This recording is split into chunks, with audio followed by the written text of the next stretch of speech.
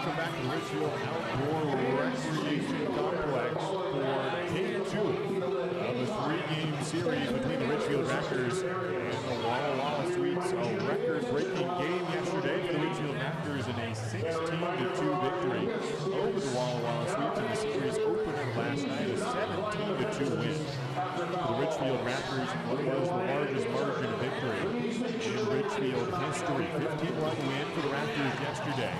And it also was the most runs scored in any Ridgefield game here at this ballpark. The most runs scored in a Ridgefield Raptors game anywhere. And it was a great day for John Peck. 2 home runs, a triple, 6 RBIs. That also broke the record for most RBIs by any Raptors player in one game. So that win started out the series well for Ridgefield, which is now 21 and 16 on the year, moves into a tie for second place in the Southern Division with the Portland Pickers. And Ridgefield has a tiebreaker over Portland, so with 11 games remaining on the 7th, Ridgefield is back into playoff position. And if the series ended today, which it won't, but if it did, then Ridgefield would be in the playoffs. They need to match the Portland Pickles in wins the rest of the way in the final 11 games. So 11 to go. One tonight against the Walla Walla Suites. Get your starting lineups after the national anthem here at the Ridgefield Outdoor Recreation Complex. Thanks for joining us.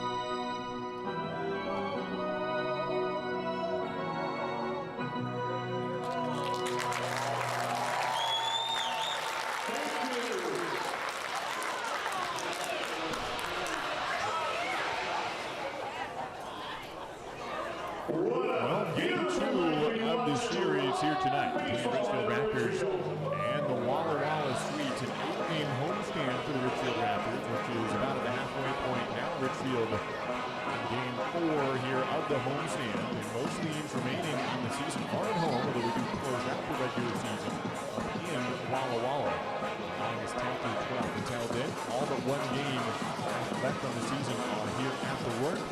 This one just about to get underway about 2 minutes from now against the Walla Walla Suites. Here's the starting lineup for the Ridgefield Raptors, as announced by Chris Coda. For the Raptors, leading off, Ridgefield playing right field at Cal State Fullerton is Caden Connor, who tied a single-game record in Ridgefield history. 4 hits yesterday, 4 for 6, and 3 RBIs. Batting second in center field. In his debut yesterday, played well in 2 hits. Out of Oregon State University, Wayne Meckler. Behind him, the shortstop, who just outpaced everybody. Directly himself, 6 RBIs. John Peck. University, 1 RBI than any other player in a single game in Ridgefield history. Batting cleanup, the designated hitter at Dixie State University, Will Chambers. Batting fifth, the third baseman for UT San Antonio is Cody Darcy. Who had a home run yesterday, one of his 3 hits. Sixth, the second baseman from Loyola Maryland, Patrick Stark. Seventh, the left fielder from Oregon State, Brady Casper. And batting eighth, the catcher from Bradford University, Bradley Pliat. And batting ninth, the first baseman from Eastern Oregon University is Brooks Dyer. And now tonight, the Ridgefield Raptors just made a from the University of Portland. Brock Gillis, 6'2", 200-pound right-hander. Gets his fifth start out of the year, facing the Walla Walla Suites. Leading up the Walla Walla,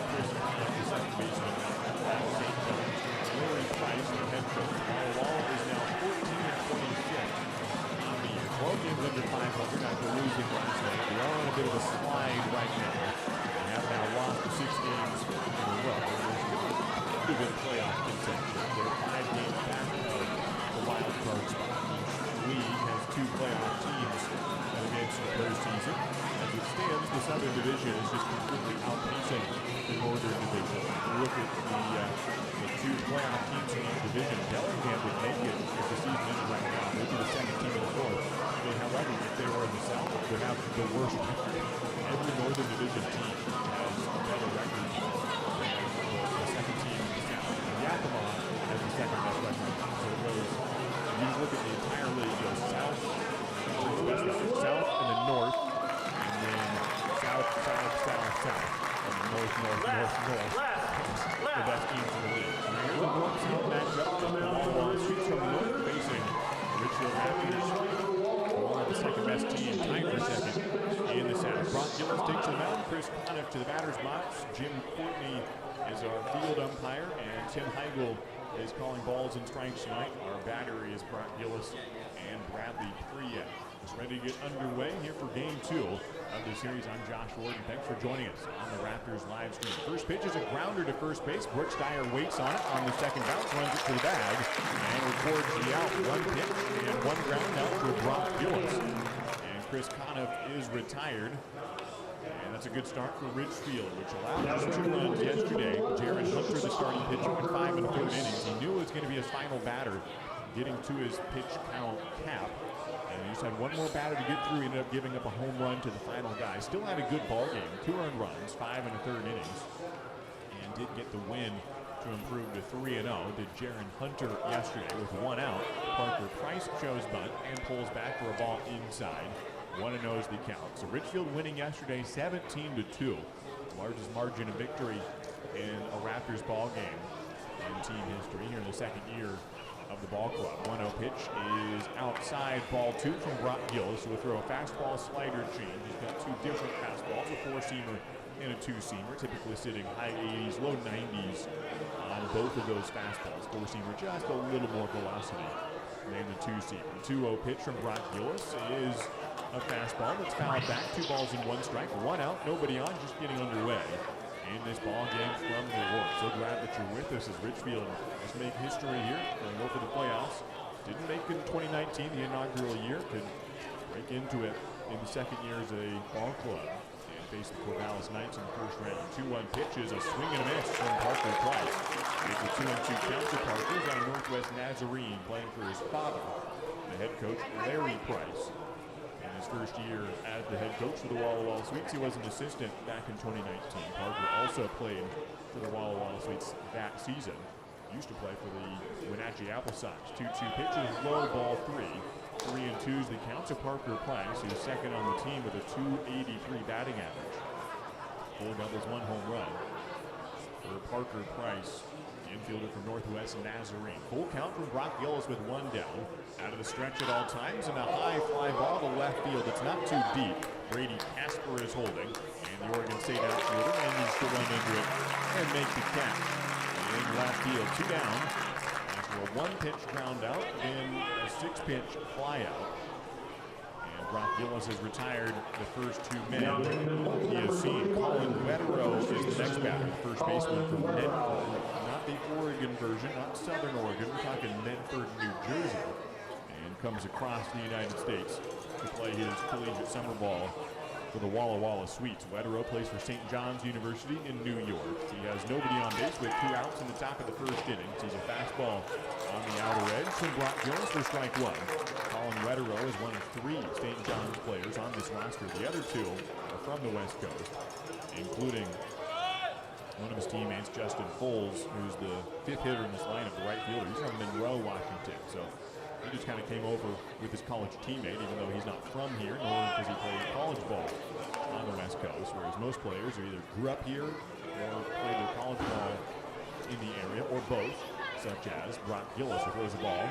And it's a 1-1 count. Brock, who's from Washington and has played college ball in Washington, will head to Oregon. 1-1 pitch is a swing and a miss. Held to Portland, Oregon, played for the Portland Pilots this upcoming year. Started out at University of Washington. He's from Everett, Washington. The 19-year-old getting his 4th start here at the Rourke this summer. checks in with an ERA of 5.28. He's gone 15 innings, 22 strikeouts, 8 walks, 18 hits. Batting average of 300 allowed. 1-2 pitch is low for ball 2 from Brock Gillis. 2 down, nobody on base. And a scoreless ball game at the top of the first inning. Ridgefield did not allow a run until the 6th inning yesterday.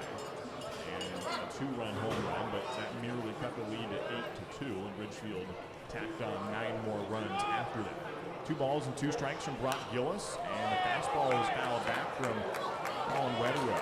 And nearly hit him off the screen. It ricocheted back, and he never even knew that it landed inches away from his batting helmet. It's a 2-2 count with 2 down for Colin Wetterow, who's hitting just under 300 on the year. First on the team with that 292 batting average, including a 2-for-2 performance yesterday evening. 2 balls and 2 strikes, 2 outs to Wetterow. Biggest hole in the outfield is to right center field. He swings and does not get the 2-strike pitch from Brock Gillis. He goes 1-2-3 in the first inning with 1 strikeout along the way. We head to the bottom of the first inning where Ridgefield scored 3 runs yesterday, or excuse me, 5 runs in the first inning yesterday. Anything along those lines be a good start here in this Saturday evening matchup. Ridgefield trying to win the series tonight. It's a scoreless ball game into the bottom of the first here at the Ward.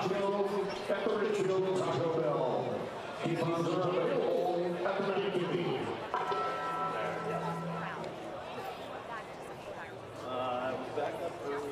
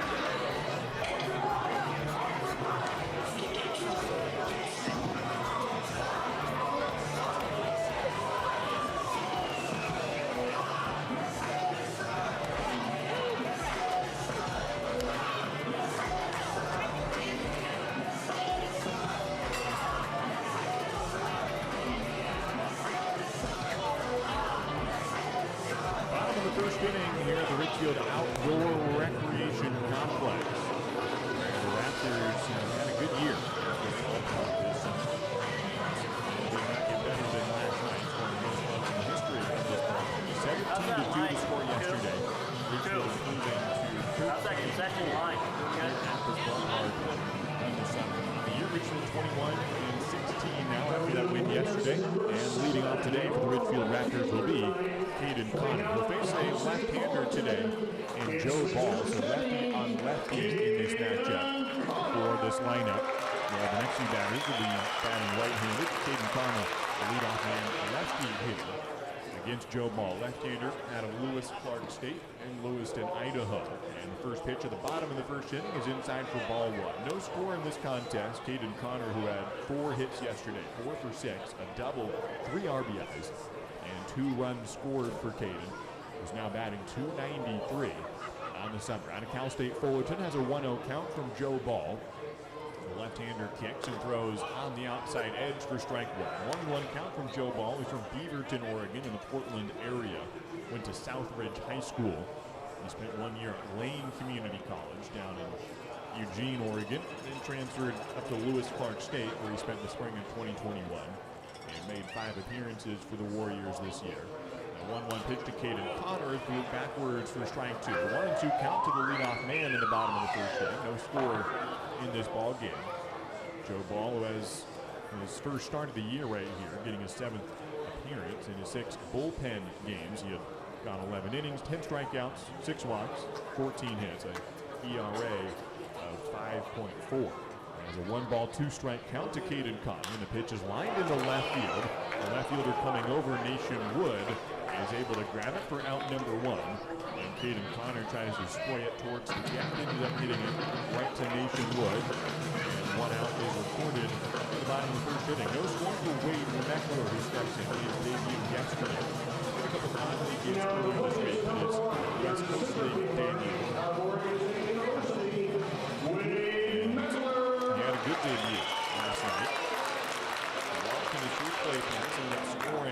later. On a home run by John Peck. John is on deck here as Meckler swings ahead of the off-speed by Joe Ball, who goes fastball, slider, change as his arsenal. For the fastball in the mid-80s, tops out at 85, throw that about half the time.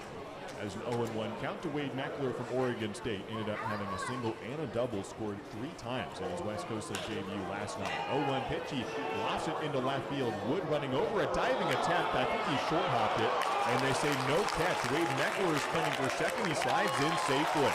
A double for Wade Meckler on a little blooper to left field. Wood trying to make the catch, and it was close. It was hard to tell whether or not he had actually grabbed that off the turf. And I think he did short hop it. The umpires say yes, it hit the turf first, and he trapped it on the ground. And then took him a little while as he had showed the ball, trying to convince the umpires he had caught it. And in that chaos, Wade Meckler spun around first and got into second base. And giving a double on the play. So Wade Meckler has the second double as a Raptor. He's up to 3 for 5 in his Raptors career. A one-out double for Wade Meckler. It's John Peck next up. And with a triple and 2 home runs yesterday, John Peck is on an absolute tear. That raises OPS 55 points. And OPS or on-base plus slugging, which is arguably the best metric to evaluate hitters. And raised it 55 points. He's up to 883 is his number, which is in the top 10 in the West Coast League. First pitch is a ball to John Peck. With 1 out, runner on second, and now a strike from Joe Ball. 1 ball, 1 strike, 1 out. Go ahead run at second base here in the bottom of the first inning. John Peck with 6 RBIs yesterday. That had never been done in the 1.5 years of Ridgefield Raptor baseball. With 2 home runs, and he could have just laid up for a double in that last at-bat, but he sprinted all the way to third and slid in safely. 1-1 pitch under the hands for ball 2 to John Peck. 2-1 the count from Joe Ball. John Peck 2 homers. He's up to 5 on the year, and just started hitting homers within the last month. It looked like he was just going to get a lot of singles and doubles, and now he's going to be plenty good. He's one of the best hitters in the league just with those, and has been leading the league in hits at various times. He's still just a few behind the lead, and then he started hitting homers. Had his first one up in Cowlitz about a month ago, Thunder, and grounds the ball foul over the head of Chris Cota, his head coach. And then he's not stopped hitting homers, and he's hit them to both sides of the ballpark. And that one yesterday started out a left center homer in the first inning, and in the second inning, the right center field. And then later in the game, he's up to 5 home runs and got his first triple of the season. It was a 2-2 count, 1 out, runner on second. With a scoreless ball game here in the bottom of the first inning. Joe Ball yet to come set. Now steps off the rubber again, seeming in confusion here. Looking over the dugout, now steps back on. Joe Ball got his first at-bat of the year this year. Mainly just a pitcher only, but he'd been taking some BP or playing the outfield. They wanted to give him some opportunities. He struck out as the final batter of the game yesterday. 2-2 pitches outside and a bit high to John Peck. It's a full count to John, who does not walk a ton for how good of a hitter he is. He's trying to pitch at him, and he loves to swing. He's only walked 10 times this year. He's hitting .333 now on the summer.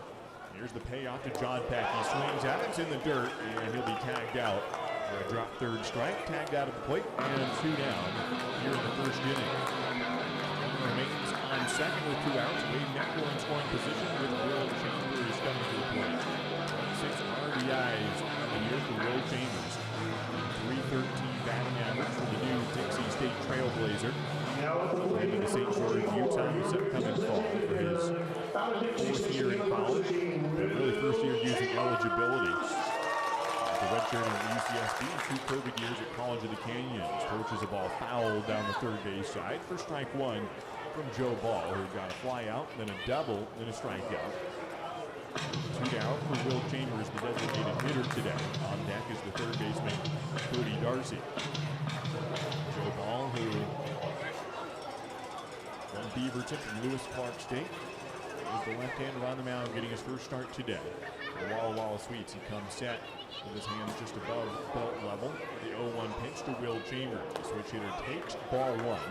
1-1 the count from Joe Ball. He has a dad who played baseball in Central Arizona. And his brother, Michael, plays baseball at Everett Community College. Brock Gillis, the starting pitcher, his counterpart today. Starting pitcher for Ridgefield is from Everett. And he'll pitch for the Portland Pilots this upcoming year. 1-1 pitch from Joe Ball is a changeup to well. Gets through the legs of the catcher, and Wade Meckler will stay at second. You probably couldn't see that ball get through the catcher, Jack Schuler. Just ends up as a common ball 2. Joe Ball's from Lewis Clark State. His catcher, Jack Schuler's from Lewis and Clark. Different colleges, different states in fact, but similar names. Lewis and Clark down in Portland, Lewis Clark State's in Idaho. Check swing from Will Chambers on the 2-1 pitch. It's called a strike. 2 balls, 2 strikes, 2 outs, 1 run second. Here in the bottom of the first inning, Ridgefield's Brock Gillis went 1-2-3 in the top of the first, and now hoping for some run support in the bottom of the third inning. Yesterday, Ridgefield started out really well. A loop single for Caden Fine, then a walk, then a home run, then a double and another double, and then a single just in that first inning. So Ridgefield scored 5 runs in the first and ended up winning 17-2. 2 balls and 2 strikes to Will Chambers. Joe Ball comes set with 2 outs. Needs 1 more strike to pitch a scoreless first inning and a slider inside for ball 3. It did occur to me last night that Ridgefield's first inning did end up being, I don't know what the right word is, but they scored 3 runs at the very beginning of the game without an out. And so it was about as strong of a start as you can get. Here's the payoff to Will Chambers. He swings and does not get it. And the inning is over. So Ridgefield does not do what they did yesterday, scoring 3 runs without an out. And 5 runs in that first inning. And it occurred to me last night that Ridgefield, having scored 3 runs in the first inning before reporting it out, and ended up giving 2 runs later in the game. They won 17-2. Ridgefield scored more runs before reporting a single out than they allowed all games to play. You know what happens in baseball? I'm sure Walla Walla will have better days ahead, maybe tonight. And sometimes baseball does that to you. It happened last night. This game is close so far. We have the second inning. No score for Ridgefield. Brock Gillis retakes the round. Will be returned. When your family depends on you, you get to take on John down at Rose Realty in downtown Ridgefield. Thank you, Well Leaving Pet Health. Takes care of all your different pet needs. Call us today at Well Leaving Pet Health. Also, thank you to our sponsor, Seatraining. Serving Clark County for over 40 years. Wherever you go, we go. We're on our night and now one of their executives here. Christine Selkins here at the ground tonight. Director of Communications and Customer Experience. Thank you, Christine. Thank you, Seatraining. And also thank you, Papa Murphy's, where we make it fresh. You make it to perfection. Stop by Papa Murphy's tonight and take a look home.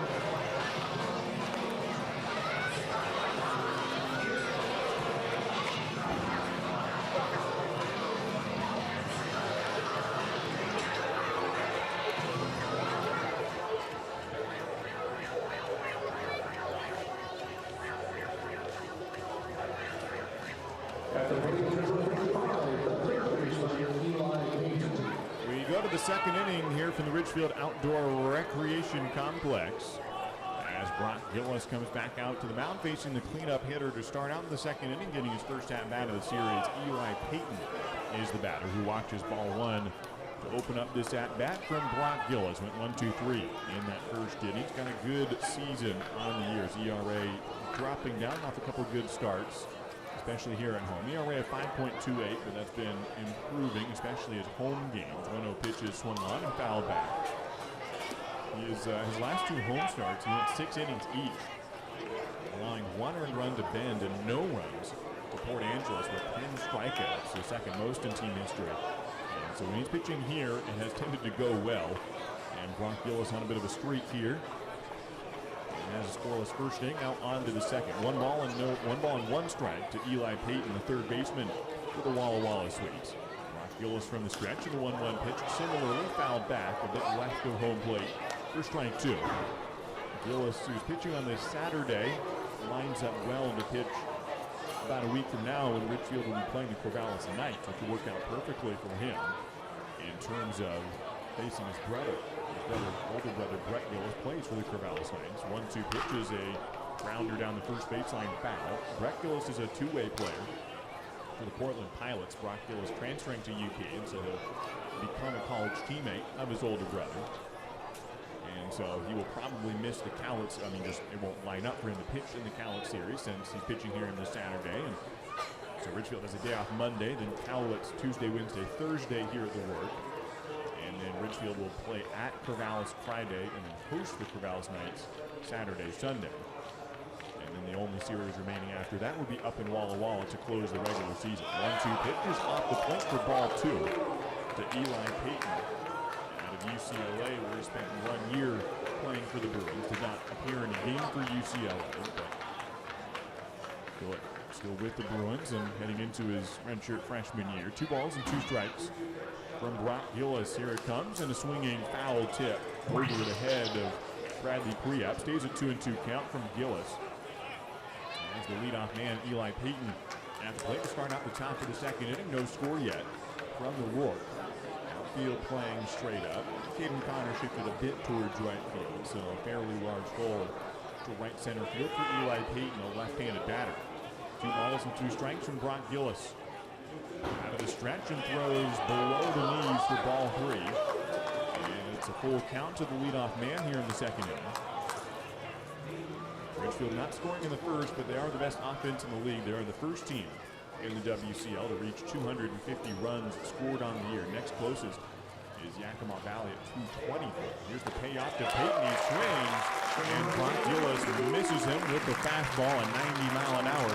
And gets past the barrel of Eli Payton. It's the second straight strikeout for Brock Gillis. And it's 1 out here in the second inning.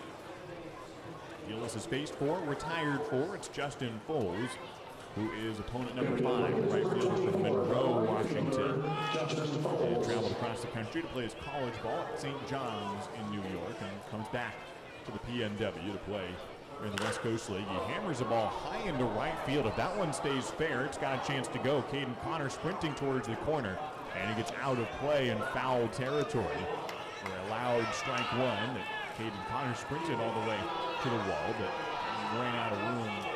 And it's a foul ball. The wind is blowing softly out to right field. And so it's strike 1 on Justin Foles with an 0-1 count from Brock Gillis. A liner down the right field line, and that also is a foul ball for an 0-2 count. And so 2 well-hit balls by Justin Foles. And both of them end in strikes. 0-2 the count, 1 down, nobody on base. And a scoreless ball game here in the second inning. Justin Foles, a left-handed hitter, so he's pulling the ball, getting out in front of Brock Gillis' pitches. And both times he's fouled them down the line. The 0-2 from Brock Gillis, a fastball that he swings and misses on the hottest pitch on the day from Brock Gillis so far, 94 miles an hour via the radar. And he has struck out 3 in a row. And there's 2 outs here in the second inning. Matt Clark is the 6th batter in this lineup, the right-hand hitter out of Arizona, University of Arizona. And the center fielder, who is from Upland, California, has 2 outs and nobody on base. Brock Gillis on the mound has retired all 5 so far. Top of the second inning, Ridgefield's outfield playing straight up to Matt Clark. Incoming freshman for the Wildcats of Arizona, wearing a very Arizona-esque uniform here with the bright red tops and the gray bottoms. He's ball 1 from Brock Gillis, who's wearing the maroon red jerseys. He and his teammates with the white caps and white pants. They're at home for this series against the Walla Walla Sweets. 1-0 is the count from Brock Gillis with 2 down, and the fastball on the outside edge for strike 1 on Matt Clark. 1-1's the count. Ridgefield has 1 more game in this series at home, then a day off, and then 3 more home games. Let's do it again. Tomorrow is Bark in the Park Day. Dogs get in and kids get in for free, 12 and under, with a paid adult. 1-1 pitch from Brock Gillis, runs away. On the slider, 2-1's a count from Brock with 2 down and nobody on base. No score yet in this contest. Top of the second inning. Brock Gillis is 2-1 on the year's 5th appearance on the season and 5th start. 2 balls and 1 strike to Matt Clark. And an off-speed pitch is swung on and missed. It's 2-2. And Brock Gillis is 1 strike away from punching out the side. has 3 strikeouts in a row, ended the first inning with a punch out. And Matt Clark trying to be the first one to put the ball in play this inning. Right-hand hitter steps back in. 2 balls and 2 strikes from Brock Gillis, who nods at his battery mate, Bradley Priap, and comes set. Gillis kicks, and the 2-2 pitch is on the outside edge. Gillis punches out the side. He has struck out 4 in a row. 2 scoreless innings for Brock Gillis, who already has the second-best strikeout performance in team history. He had 10 punch-outs at this ballpark in his most recent start at home. And he's already up to 4 through 2 innings. We head to the bottom of the second inning here in Ridgefield. Neither team has scored yet. The Raptors will try to change that after this break. On-field activity. Let's toss it down to our on-field host, Ben. Take it away. All right, so we got Jackson and Tiki in here to do some busy bat. So they'll spin around the bats for 10 seconds. And then when I say go, they'll run to the beanbags and then try to throw the beanbags into this hoop. Whoever gets the most beanbags in the hoop wins. And they get some Main Street moolah. Ready to go.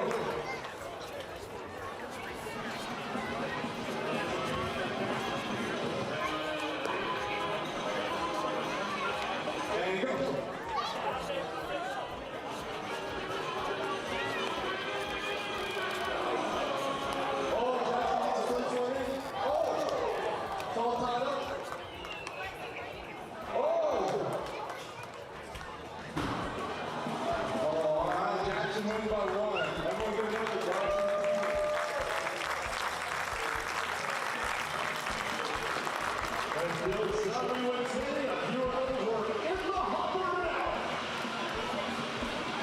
Well done, young men.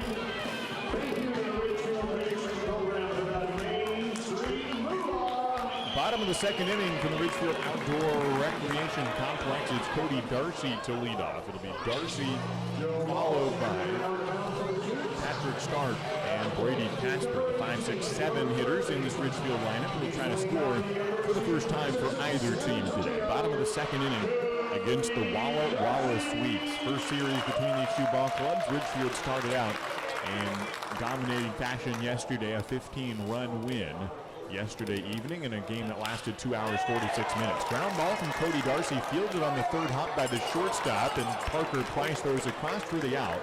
And Darcy losing the batting helmet in the process, almost able to beat out the throw.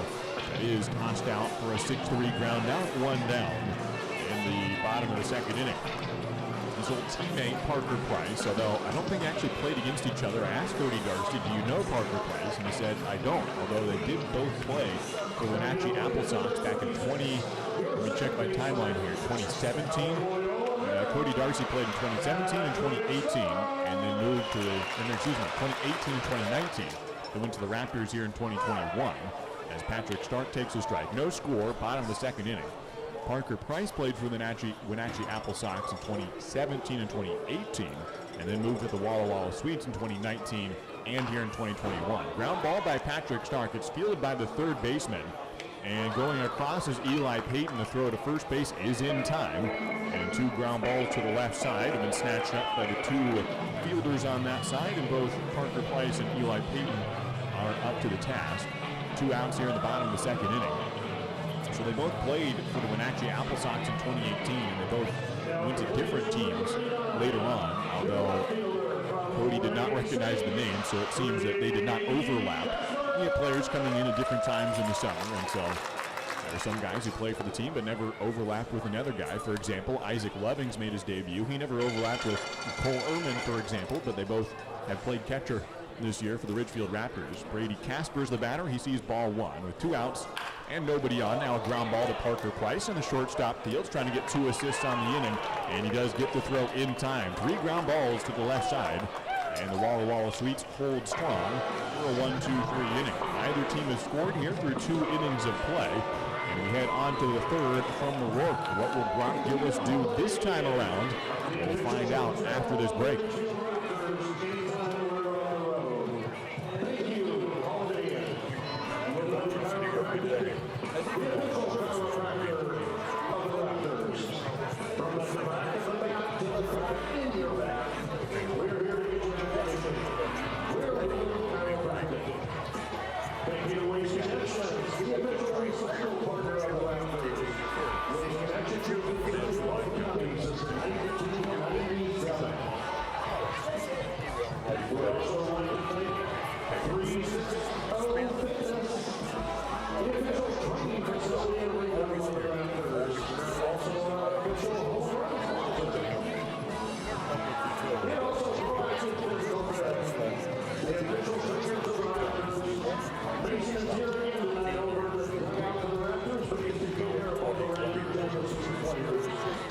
On the mound for the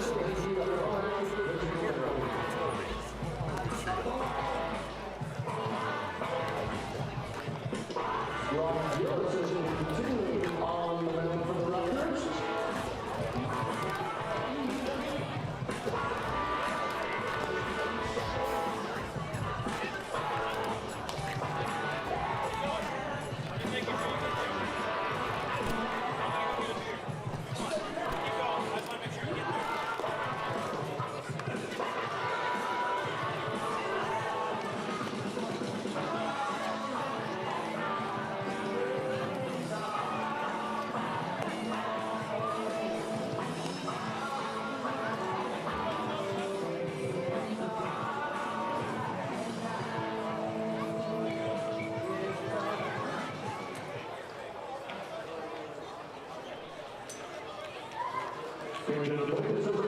Welcome back to the Ridgefield Outdoor Recreation Complex. As we head to the top of the third inning, Brock Gillis on the mound for the Ridgefield Raptors, facing the Walla Walla Sweets. No score in this contest. First pitch is ripped into left field, and Brady Casper is able to make the catch off of the Walla Walla Sweets leadoff man, Caden Deloach, who flies out to left field on the first pitch. Second time today in the first 3 innings that Brock Gillis has gotten the leadoff man out on the first pitch. The one inning where he didn't do that, he had struck out the side. And of course, can't strike out a guy in the first pitch, so he's either getting first pitch outs or striking guys out for the most part. And he has retired all 7 batters he has faced. Jack Sheward is next. No score, top of the third inning, 1 down.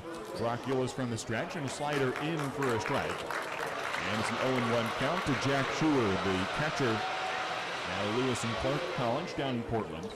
A D3 program, the Pioneers. He's from Arlington, Washington. The 0-1 pitch from Gillis is hit into right field. This one's going to carry pretty far.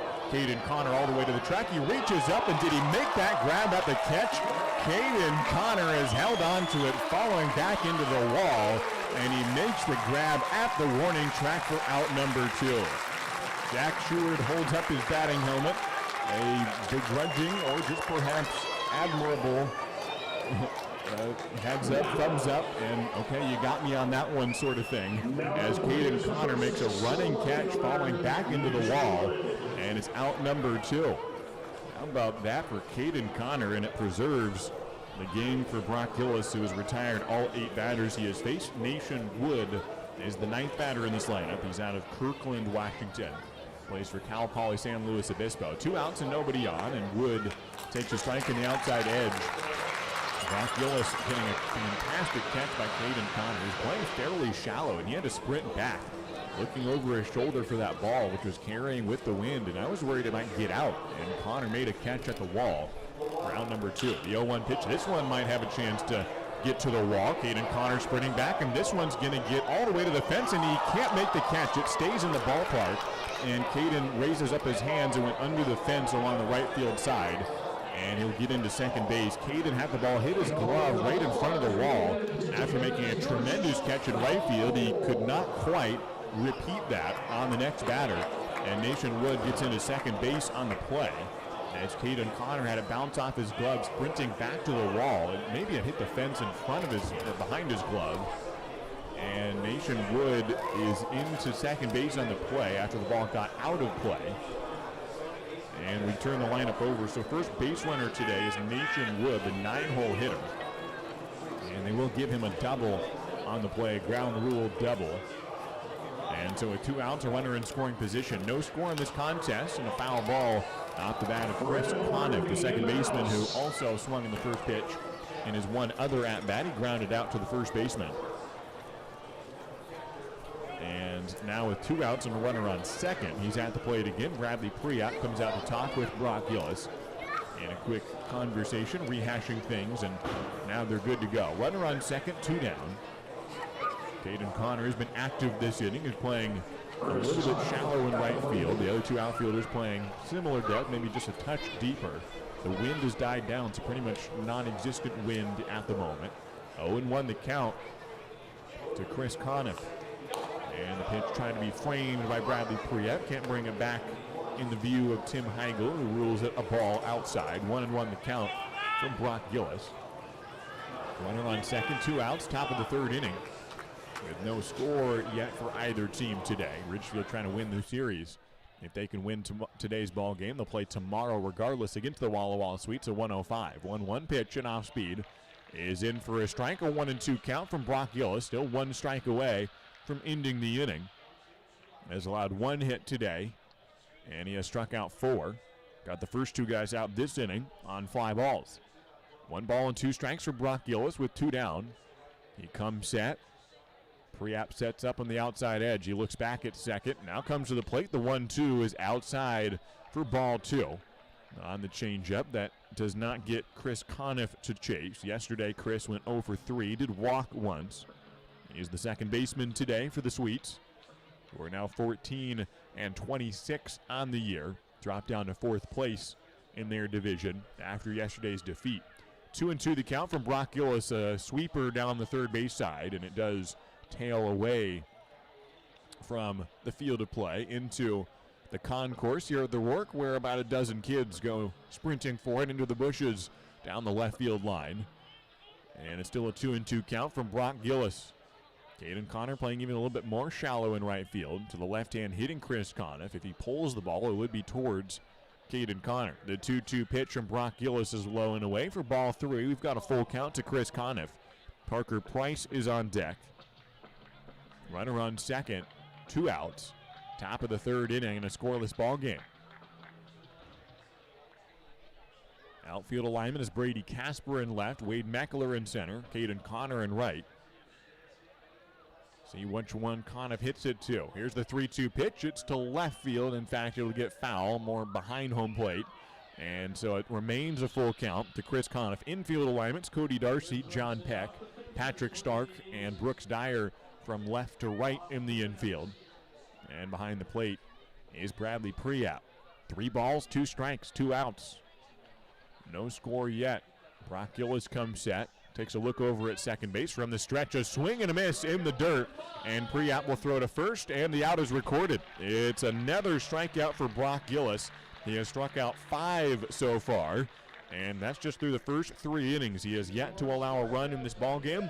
Although Ridgefield themselves have not scored, they'll come to the plate in the bottom of the 3rd inning when we return. Warmer weather is here, and what better way to enjoy a summer day than with a trip to the ballpark to watch exciting Ridgefield Raptors baseball. Don't miss the action on the diamond as the Ridgefield Raptors battle other Western League rivals for the championship. This safe outdoor event is a perfect outing for you and your friends. Peace Health is a proud sponsor of the Ridgefield Raptors, with a team of medical experts on deck to provide your family the care you need. Treat your family to an exciting night at the ballpark and make it part of your healthy, active summer. Peace Health and Ridgefield Raptors baseball, a great double play.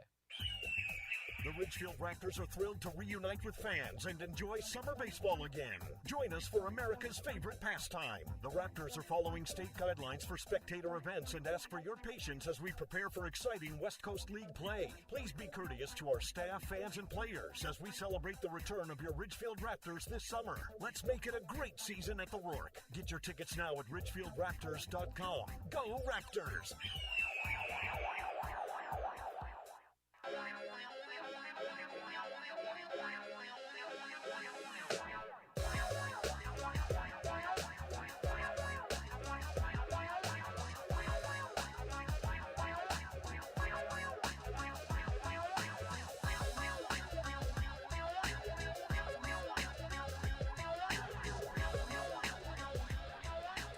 Well, it's been a good game so far here between the Ridgefield Raptors and Walla Walla Sweets. Good pitching to this point. We're into the bottom of the 3rd inning. I'm Josh Warden. Glad that you're with us on the video stream or audio stream, wherever you're from, wherever you're watching. And we're glad to have you along the way in the summer of 2021. Ridgefield Raptors baseball continues into the bottom of the 3rd inning against the Walla Walla Sweets. And it's Bradley Priap to the plate to open up the bottom of the 3rd out of Ohlone College, transferring to Radford University. He's the catcher today, getting his 10th at-bat of the summer. Priap from California, from Stockton, swings at the first delivery and lines it into left center field. It's going to land for a base hit, and he'll think about 2. It's cut off by the left fielder. He will go for 2. Sprinting into second base, head first, and he is out at second base. And Jim Courtney throws the fist Chris Cota will immediately come out of the third base coaching box. Priap looked like he had beat the throw at second and got his right hand in there safely at second for what would have been his first double of the year. And Chris Cota coming out to talk with Jim Courtney. And unfortunately, Jim was the closest one there. Even if he asked for help from the home plate umpire, there's nothing really that the home plate umpire could say differently. And so Bradley Priap will have to come off the field. Thrown out at second base, they'll give him a single on the play and just about beat out that throw, but it goes down as an out. So a single and one out in the play in the inning. And Brooks Dyer is next up with the bases unfortunately empty for Brooks, who takes a strike from Joe Ball. 0-1 the count. One down, bottom of the third inning. No score in this contest. Bradley Priap lacing one to left center, and Nation Wood came over to cut it off and throw to second to get the out. 0-1 pitch to Brooks Dyer is down and in for ball one. Caden Connor on deck. That ruling has been changed, by the way. So when Caden made that attempt at a ball in right field last inning, originally ruled as a hit, has been changed to an error. A blooping fly ball into shallow center. It'll be the shortstop Parker Price to go back and make the catch. And 2 outs here in the inning. And so Caden Connor is issued an error. He still made a tremendous play just a couple pitches earlier on a fly ball to right field. So that one was ruled an error on Caden Connor, dropping the ball in front of the fence. That does mean for Brock Gillis that he is still yet to allow a hit through 3 innings of play while striking out 5. He'll come back out to the mound after Ridgefield's bottom of the third inning, which Joe Ball has Caden Connor to work with here. Ridgefield, a capable 2-out rally team. Had a few of those this summer. 2 outs and nobody on. Right now, Ridgefield trying to score for the first time today. First pitch from Joe Ball is outside for ball 1. Bottom of the third inning. Neither team has scored yet. We're back to the top of the order with Caden Connor up. Wade Meckler is on deck. Ridgefield has had 2 hits this ball game. Stranded Wade Meckler on second, and Bradley Priap tried to stretch a single into a double. Caden Connor yanks one down the right field line way ahead of it, and hits it foul, but well hit by Caden, who got good contact on that one. But way in front, and it's strike 1 on Caden. 1-1 the count. 2 down. Bases empty. Here in the bottom of the third inning. Talk with Caden about wanting to get a home run at some point this year. Is leading the league in doubles with a whopping 17 of them on the year, which has already broken the record, 5 more than any player had back in 2019, and he's 1 ahead of anybody else in the league lead. And he takes a ball down low, 2-1 the count. Ryan Gardino out of the Portland Pickles has 16, then the next closest is 14. Point being, Caden Connor has a lot of doubles. He has 3 triples as well, so 20 extra base hits on the year, but no home runs. And he says, I just want one. I just want one before the summer ends. I just want one. And it's going to happen at some point, I have a feeling. 2-1 pitch. He hits it on the ground to the right side. 2-hopper to the first baseman, who will underhand to the pitcher. Wetero underhands accurately to Joe Ball, who does cover field and make the out at third base. A single on the inning, but Ridgefield ends up getting thrown out at second, trying to extend that single into a double, and so nobody left on in the frame, and no runs come in. It's still a scoreless ball game here from Ridgefield. We head to the 4th inning between the Walla Walla Sweets and the Ridgefield Raptors.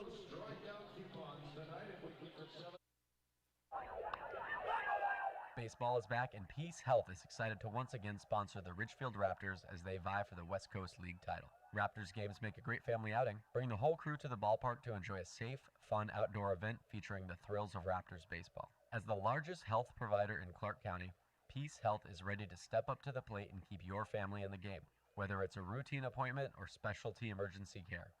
Peace Health and the Ridgefield Raptors, 2 great teams. The Ridgefield Raptors are back, where the entire family can watch top-level college baseball players live at the Rourke. Now, kids 12 and under get in free with a paid adult for all Sunday afternoon Raptors games. Enjoy local Southwest Washington baseball with the whole family this summer. Sunday games are at 1:05 and are presented by Peace Health and the Columbian. Come cheer on your Ridgefield Raptors all season long. Get your tickets now at ridgefieldraptors.com. Go Raptors!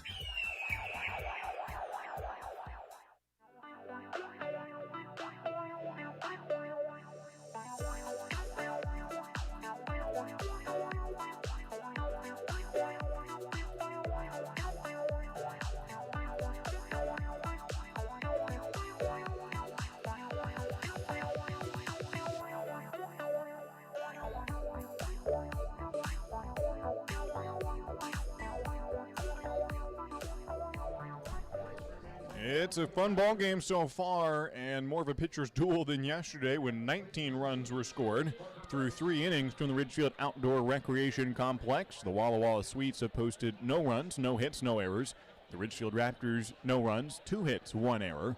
And we head to the 4th. Brock Gillis back to the mound. Parker Price is the batter to lead off, and Price takes ball 1 high from Brock Gillis, who has faced 1 over the minimum today. No hits allowed, and 1 error so far on the ball game. That has been the only base runner allowed, and the 1 guy stranded on for the Walla Walla Sweets. The 1-0 pitch from Brock Gillis is high and out for ball 2 from Brock. With Bradley Priap, his battery mate, they have a shared connection here. Not only the battery for today's ball game, but also Bradley Priap offered some help to Brock Gillis recently. 2-0 pitch to Parker Price. He swings way late on the 88 mile an hour. It's a 2-1 count now. Priap is an avid hair cutter. He's gotten good at cutting hair, has his own equipment, bought the razor and the guards and the scissors and all that, has the whole equipment, and so he started cutting other guys' hair, the teammates, including Brock Gillis, his pitcher. And they're the battery tonight, and Brock is sporting a good haircut. It genuinely looks good, and that was his catcher who gave him the haircut. He misses outside for ball 3. 3-1 the count, no outs. Just starting the 4th inning here. Parker Price, the batter, who takes on the outside. Ball 4, he'll have to recollect the bat as he tosses it all the way to the dugout and gets it back from Colin Wetterow, who's on deck. Strike 2. 3-2 is the count to Parker Price. So Brock Gillis, who got the haircut from Bradley Priap a few days ago. Bradley didn't just cut Brock Gillis's hair. He's been about 4 players. Grant Heiser got a haircut from him. Ryan Harvey. Micah McDowell was showing off his hair. He said, I really like what Priap did. He faded it well, and good haircut from Bradley Priap. And there's the payoff pitch from Brock Gillis. It's popped up and behind home plate for a foul ball. The leadoff man, Parker Price, fighting it off. And remains a full count here in the 4th inning.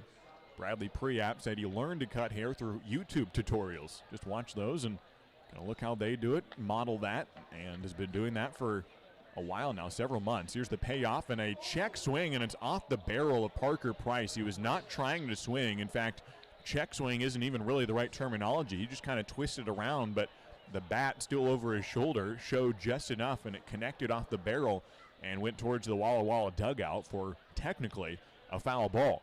Parker was just trying to get away from it on a pitch high and tight for what would have been ball 4, but now the at-bat continues. 3-2 the count for Parker Price. He's the leadoff man here in the 4th inning. Neither team has scored yet. Brock Gillis comes set. And the payoff is swung on and bloop foul behind home plate. That is the 7th pitch of this at-bat. And 2nd straight foul ball. So here comes the 3rd straight foul ball. So we'll see 9 pitches in this at-bat. Brock Gillis, who had a really fast ball game so far, has only thrown 38 pitches. And we're into the 4th inning.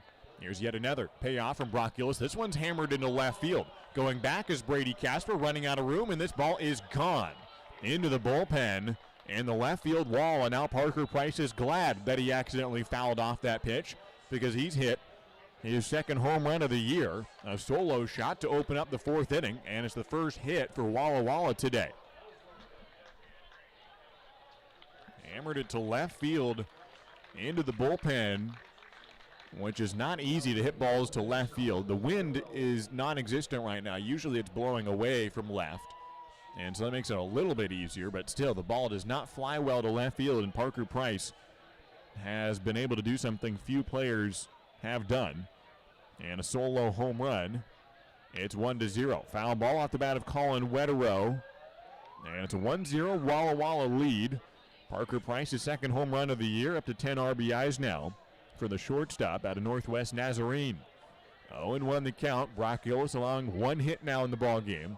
Top of the 4th continues with Wetterow fouling another pitch off. It's 0-2 with nobody out in the 4th inning. So a home run for Parker Price on the 9th pitch of the at-bat. Brock Gillis up to 51 pitches now. Usually goes about 5 or 6. See how far he goes today. The 0-2 to Wetterow, grounded up the middle. Weakly hit to the shortstop. John Peck waits for it, throws to first in time. And the first out of the inning is recorded. So after the home run, Brock Gillis attacks the strike zone and gets 3 swings, 2 foul balls, and a ground ball that results in a ground out. 1 down. Eli Payton is the next batter. the third baseman from UCLA, facing Brock Gillis and his battery mate Bradley Priap, with one out here in the fourth inning. Gillis to the plate, and it's down and in for ball one. 1-0 the count, one down, nobody on base. Eli Payton, who could play some football also. His family is more of a football type of family. Although baseball, obviously, to a certain degree, with him playing in a Pac-12 institution. He fouls one back, 1-1's the count. With one down, a 1-0 lead for the Sweets in the fourth inning. His grandfather was a football coach. His uncle also played at UCLA for the football team. That was George Payton, and went on to become a front office member in the NFL. A foul ball that's off of Bradley Priap. I don't know where that hit him exactly, but Payton swung, and it hit Priap and bounced behind home plate. And he seems to be okay, although a little bit shaken up, taking his mask off and down to one knee, but seems to be alert and I hope fine. Although he took, it looked like, the full brunt of that foul ball directly into his mask or wherever that connected off of. And looks like he will stay in the game and be okay. 1-2 will be the count, one out, nobody on base. A 1-0 lead for the Walla Walla Sweets, and Eli Payton at the plate. His uncle George Payton not only is a front office staff, but he's actually the general manager currently, the GM with the Denver Broncos. That's his uncle. And Eli Payton, one at the plate right now, goes the baseball route. He has a 1-2 count with one away in the top of the fourth inning. Brock Gillis out of the stretch, and the 1-2 pitch is swung on and missed. And a strikeout of Eli Payton, two down in the inning, and Brock Gillis has struck out 6 Walla Walla Sweets here through most of the fourth inning. Two down in the fourth, and Justin Foles is next up, who was one of those 6 strikeout victims. When Brock Gillis struck out the side of the second inning, it was Payton, Foles, and Clark, and now he'll try to get Foles to strike out for a second time today. No balls and no strikes are starting at this at-bat, and Brock Gillis gets a fastball through the barrel of Justin Foles. 0-1 the count. Had a hard day yesterday to begin. He had grounded into a double play twice, but then his third at-bat went much better. He hit a home run, a 2-run shot that proved to be Walla Walla's only runs of the ball game in Ridgefield's blowout win. The 0-1 pitch is low for ball one. He went 1 for 4 on the day yesterday, did Justin Foles. So 1 for 5 on the series now. As the base is empty, a Walla Walla lead for the first time in this series. They're ahead 1-0. We're in the fourth inning of the middle game of this series. A high pop fly into left field. John Peck sprinting for it. It's Brady Casper running over, and the left fielder makes the grab, just barely in fair territory. It is the final out of the inning. Brock Gillis allows one hit on the frame. It was to the leadoff man, a solo home run for Parker Price. That breaks the scoreless tie. And we're on to the bottom of the fourth inning. Ridgefield will come to the plate for the first time this series when trailing. 1-0 is the score. The fourth inning continues after this break. Dick Hanna Dealerships is proud to welcome everyone back to support our Ridgefield Raptors. Just in time for warm summer nights with family and friends, lounging on the lawn, or eating dogs in the stands. Feels good to be back. In business for over 70 years, Dick Hanna Dealerships is a local, family-owned business with locations in Vancouver, Kelso, and Portland. Choose from thousands of cars and 12 new car brands. Experience nice in the car business. Dick Hanna Dealerships. Believe in nice. Now play ball. Oh, I love family road trips. Wind in my ears, fruits in my mouth, and peace of mind knowing Les Schwab did our tires, brakes, and alignment. Like Les Schwab, my family's safety is my first priority. Well, that and squeaky toys. Les Schwab Tires, proud to be ranked #1 in overall customer satisfaction for aftermarket tire replacement by J.D. Power 2 years in a row. For J.D. Power 2021 award information, visit jdpower.com/awards.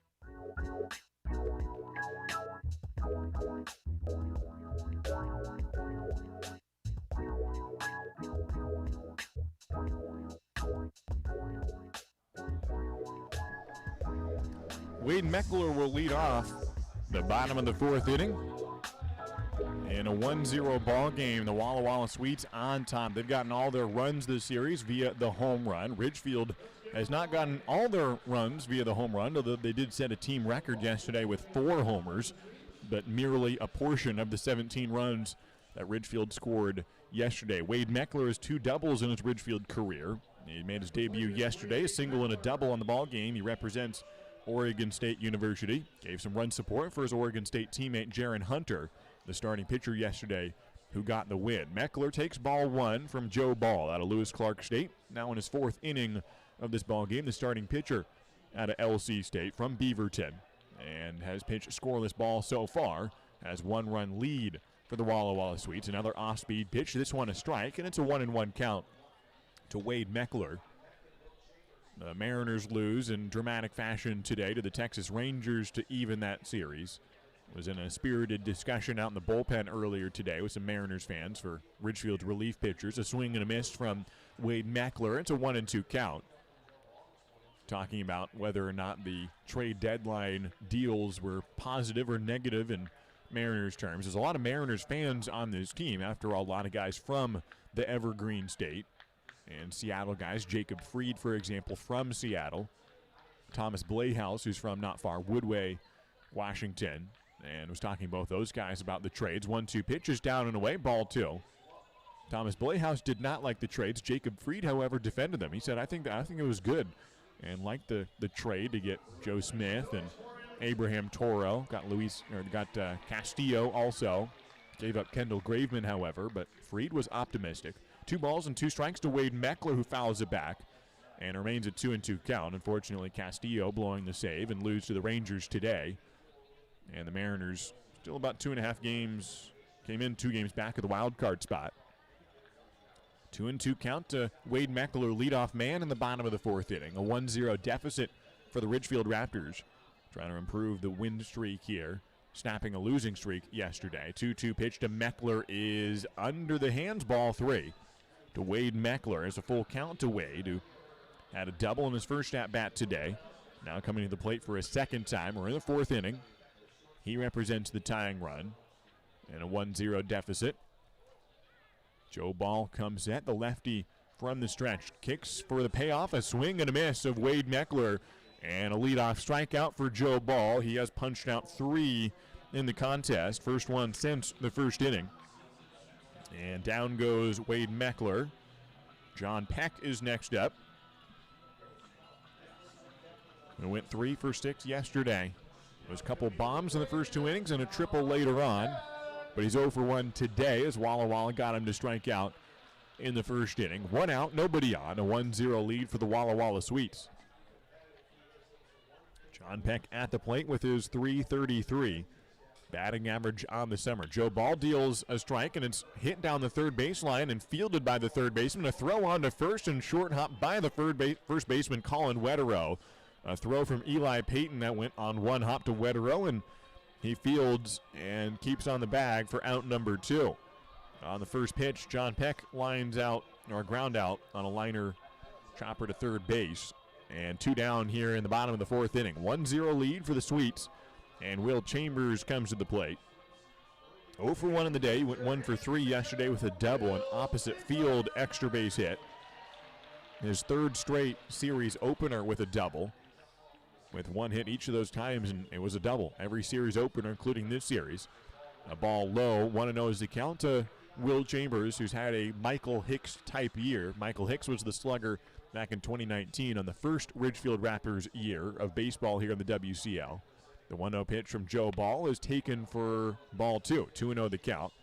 Michael Hicks led the team with 9 home runs, led the league with 50 RBIs. And Will Chambers has had a similar type of year. 7 home runs, so he's on pace to get right around that 9 mark. 26 RBIs. And a .313 batting average. 2-0 pitches in there for a strike. He's never met Michael Hicks. He says, I want to meet him because I hear he's similar to me in terms of his batting prowess and demeanor. Although Cody Darcy said, I don't know, my host family is the same one who had Michael Hicks that year, and they said he's polite and quiet as Chambers fouls the ball away. 2-1 the count. Cody Darcy said, I've heard Michael Hicks is polite and quiet and reserved, and Will Chambers says, oh, okay, so nothing like me.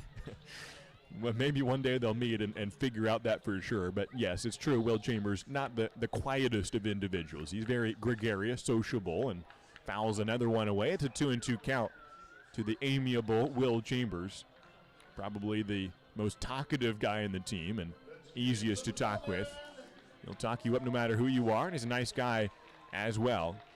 But I don't think he's been described as reserved very often. 2-2 pitch from Joe Ball, and it's outside for ball 3. 2 outs, nobody on base. Bottom of the 4th inning. A 1-0 lead for Walla Walla on the road, trying to snap their 6-game losing streak.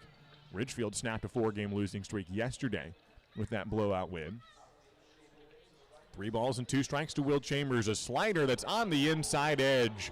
Will Chambers goes down into a crouch, surprised at the call from Tim Heigl, who ruled it strike 3 looking, and Will Chambers is down on strikes. 2 punch-outs in the inning for Joe Ball, and he's up to 4 strikeouts on the day. Still not quite to the number of Brock Gillis, who has 6 of them, though Brock has given up 1 run, and so Walla Walla has a lead through 4 complete innings. It's the Sweets 1, and the Ridgefield Raptors yet to score.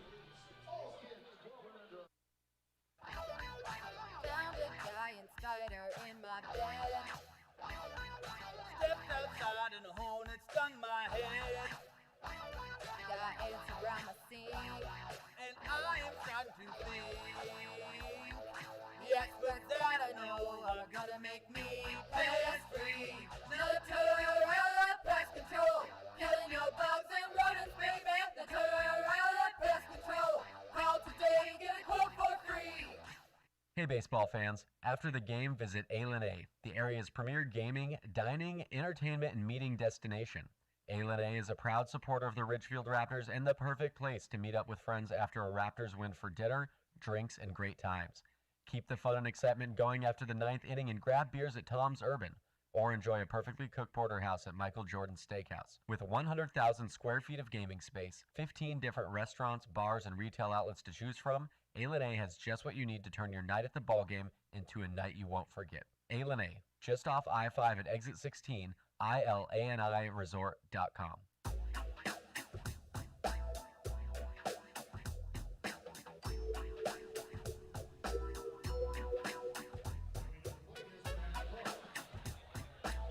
Four innings are in the books here at the Rourke this evening on a pleasant day for baseball in Southwest Washington. Middle game of the 3-game series between the Ridgefield Raptors and the Northern Division Walla Walla Sweets. A 1-0 lead for Walla Walla. Into the 5th inning, Brock Gillis on the mound, and a ball down and away to start out this inning, facing Matt Clark, the center fielder from University of Arizona. A Pac-12 matchup, as Brock Gillis, well, just transferring from University of Washington to the Portland Pilots. Top of the 5th inning continues with a ball away from Brock Gillis. 2-0 the count, 1-0 the lead for the Walla Walla Sweets. A north-south divisional matchup with the Ridgefield Raptors coming from the south, which has been the far more dominant division this year. There's 10 teams in the West Coast League, 5 in each division. No Canadian teams this year. They hope to join next year and add a few more. Ground ball down the third baseline off the glove of Darcy. It's a foul ball. Touched it wide of the third baseline. And it's a 2-1 count to Matt Clark, the leadoff man in the 5th inning. Ridgefield trailing 1-0. So no Canadian teams, so 5 teams. There's the 3 Oregonian teams in the south, plus Ridgefield and Cowlitz make up the southern division. And then you've got the rest of the teams from Washington that make up the northern division, including Walla Walla, which is in 4th place in the north. The 2-1 pitch from Gillis, an off-speed rip towards short. John Peck handles it, snags it. The out is recorded on a screamer towards the shortstop, and it's the first out of the inning. That ball was kind of knuckling a little bit because he started to move towards his left and then had to reach back across and nab it opposite glove side. Still got in front of it, recorded the out, 1 down, in the top of the 5th inning. Delosier is at the plate.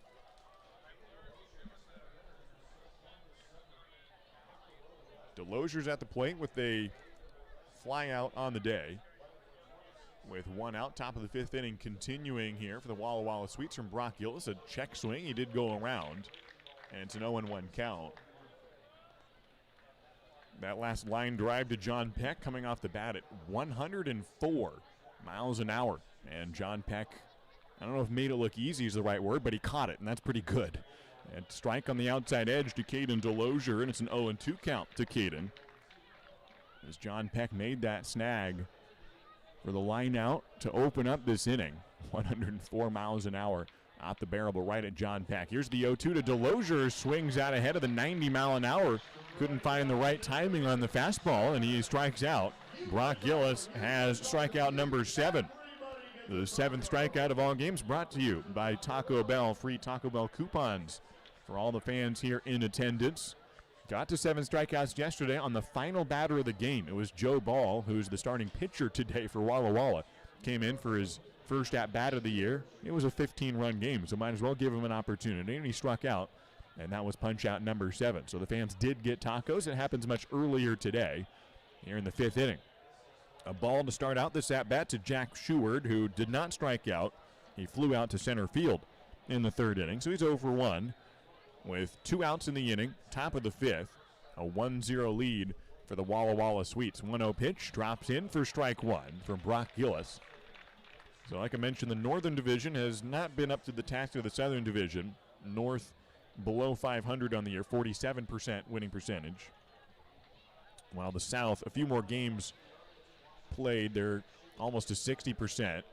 As Sheward fouls it off of Bradley Preap, and this one hurts even more than the last one. He took a shot off a foul ball last inning that took him a moment, and this one has caused even more pain. I think it hit him in the arm, and he's crouched over and clutching that throwing arm, or wherever it may be. I'm not exactly sure where it hit him, but just a foul ball off the bat of Jack Sheward, and it caught Bradley Preap in the body or elbow or bicep or shoulder somewhere. Mason Trees Eyes coming out to check on him. Here in the top of the 5th inning with 2 outs, the bases are empty, and a 1-0 ball game with Walla Walla leading. Mason with one of our official trainer, our thanks to Proactive Physical Therapy.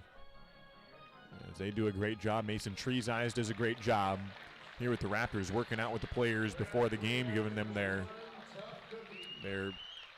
stretches and all that work he does. I don't even know all the stuff Mason does, but he's getting the players wrapped and ready and taped up and stretched out and all that stuff. He's active before the games, and Bradley Preap able to get back up, and he'll stay in the game. Tough kid out of Radford University. The catcher stays in. It's a 1-2 count to Jack Sheward, who is familiar with foul tips like that. He himself is a catcher, and so he can empathize with Bradley Preap. He has a 1-2 count, 2 down, top of the 5th inning.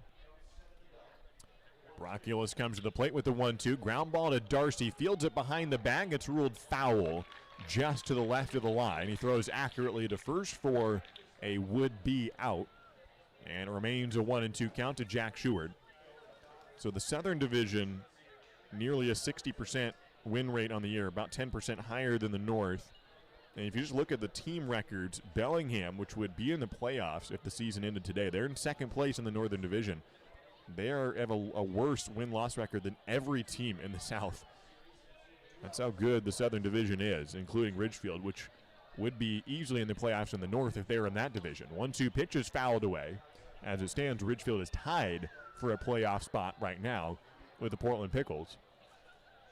But Bellingham's been improving, so as it may turn out, maybe we will get the 4 best teams into the playoffs by the time this regular season comes to an end. We've got 11 games left for the Raptors. 2 outs, top of the 5th inning.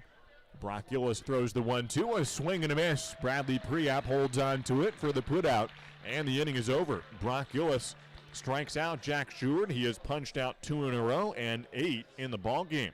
He has allowed just 1 run through 5 innings here at the Rourke. He just needs some run support here as Ridgefield will come up to the plate trying to score for the first time today. On to the bottom of the 5th. We're at the midway point in this contest. It's 1-0. The Sweets on top. You're watching Ridgefield Raptors baseball. Every time Taco Bell's nacho fries returned, those Mexican spices were drawing something closer to the surface. And once they taste that warm nacho cheese sauce, they won't stop till there's nothing left. Can the Fry Force save the world and the nacho fries we love? So either we fight together, or we fry alone. Or will the monsters devour us all?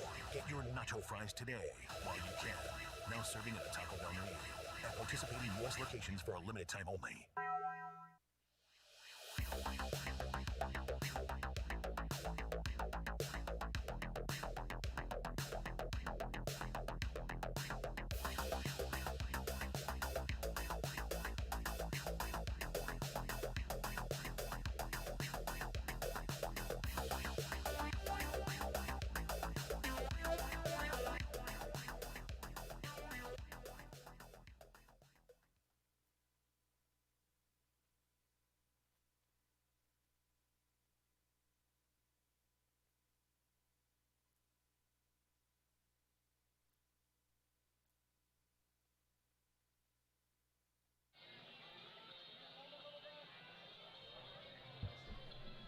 Bottom of the fifth inning from the Ridgefield Outdoor Recreation Complex. It's the Walla Walla Suites 1, and the Ridgefield Raptors yet to score. Cody Darcy is next up for the Raptors. He will lead off the bottom of the fifth, the third baseman who grounded out in his first at-bat. Beautiful day for baseball here in Ridgefield. Kind of a hazy day today. The temperatures that felt more than comfortable all day long. 73 degrees right now. We'll top out at 86 tomorrow. A matinee tomorrow. Bark in the Park Day. See plenty of dogs here tomorrow. On Family Day as well, kids get in free 12 and under with a paid adult, as Cody Darcy swings and does not get the first offering from Joe Ball, who's allowed 2 hits, no runs so far. And we're on to the fifth inning. 0-1 the count to Cody Darcy, as Ridgefield will try to score their first run today and tie the ball game up here in the fifth inning. Joe Ball throws a fastball outside, and it's a 1-1 count from Joe. On deck is Patrick Stark. Brady Casper will be the third hitter of this fifth inning. 1 ball and 1 strike to Cody Darcy. Leading off the fifth, the shortstop Parker Price shaded towards third base. Will hole up the middle. Cody Darcy waits on an off speed and pops it up into right field. Coming in as the right fielder Foles, and he's able to make the grab along the line down the right field portion. 1 out in the fifth inning. Patrick Stark is next up. Got his first RBI yesterday, at least in West Coast League play. He had some non-league games with RBIs, but had a 1-for-5 performance yesterday with a ribby. He's hitting .256 on the summer. He's 0-for-1 in the day, representing Loyola Marymount University, an incoming freshman for the Lions. Got his future teammate Jacob Freed out in the bullpen for Ridgefield, who's already spent a year at LMU. First pitch to Stark, he swings and misses. 1 out, nobody on. Bottom of the fifth inning. Walla Walla 1, Ridgefield 0. Yesterday, Portland Pickles losing to the Bend Elks, which helps out Ridgefield. They gained a game on Portland and tied them up in the win-loss column. 0-1 pitch is low to Stark, 1-1 the count. Today, there's no score between the Elks and the Pickles. Port Angeles leading Cowlitz 1-0. Corvallis leading Bellingham 1-0. So 3 games around the league, all of which are 1-0 ball games. 1-1 pitch is swung on and missed by Stark. 1 out, nobody on. Yesterday, Cowlitz beat Port Angeles 13-4. And yet they weren't even all that close to being the highest scoring game of the evening. Cowlitz 13 runs, but still 4 shy of Ridgefield yesterday. Stark reaches out at the 1-2 and does not get a piece of it. A strikeout of Patrick Stark. And 2 outs here in the fifth inning. Joe Ball has now retired 1, 2, 3, 4, 5, 6, 7 in a row now. And in a sense even more than that, because 8 batters ago, Bradley Priap singled, but then was thrown out at second base. So there hasn't actually been a runner who's reached base and stayed there since Wade Meckler when he doubled back in the first inning. Here's Brady Casper at the plate and takes a strike. 2 down. Bottom of the fifth inning continues. So after Wade Meckler's double, it's been strikeout, strikeout, ground out, ground out, ground out, single, pop out, strikeout, ground out, strikeout, fly out, strikeout. That's been the game for Joe Ball, who's pitched a marvel today. 0-1 is bounced in front of the plate for ball 1. Bottom of the fifth inning, Walla Walla scoring just 1 run and needing just 1 run so far. We have 2 outs here in the inning. Brady Casper at the plate. So Cowlitz winning yesterday, so the Southern Division improving. Bend beat Portland 7-2 to drop Portland to 21-6. That evens up with Ridgefield, who won yesterday, to get to 21-6. A high pop fly from Brady Casper into foul territory, and it will get out of play.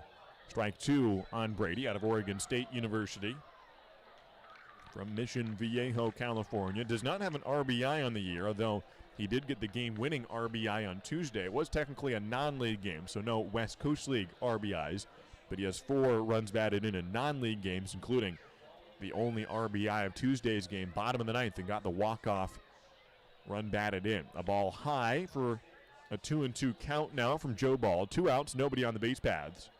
Bottom of the fifth inning continuing with a 1-0 deficit for the Ridgefield Raptors. Joe Ball comes set with his hands shoulder high, and the 2-2 pitch runs away from Brady Casper, the left-hand hitter, and runs the count full.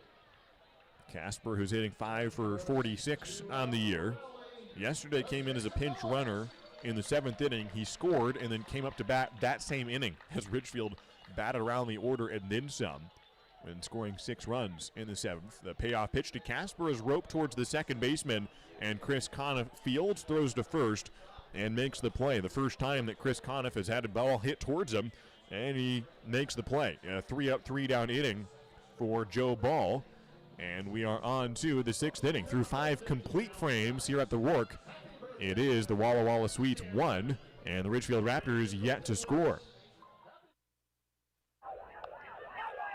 Baseball is back, and Peace Health is excited to once again sponsor the Ridgefield Raptors as they vie for the West Coast League title. Raptors games make a great family outing. Bring the whole crew to the ballpark to enjoy a safe, fun outdoor event featuring the thrills of Raptors baseball. As the largest health provider in Clark County, Peace Health is ready to step up to the plate and keep your family in the game, whether it's a routine appointment or specialty emergency care. Peace Health and the Ridgefield Raptors, 2 great teams. C-Tran is your public transit system offering service in Clark County and beyond.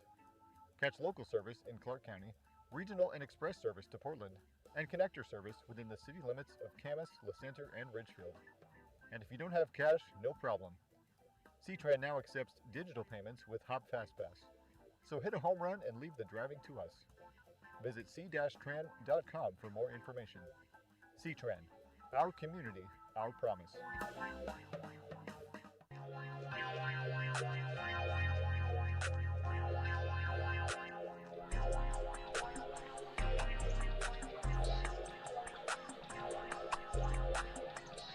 Brock Gillis out for another inning here for the Ridgefield Raptors. Gillis has gone 5 complete innings and will come out for a 6th.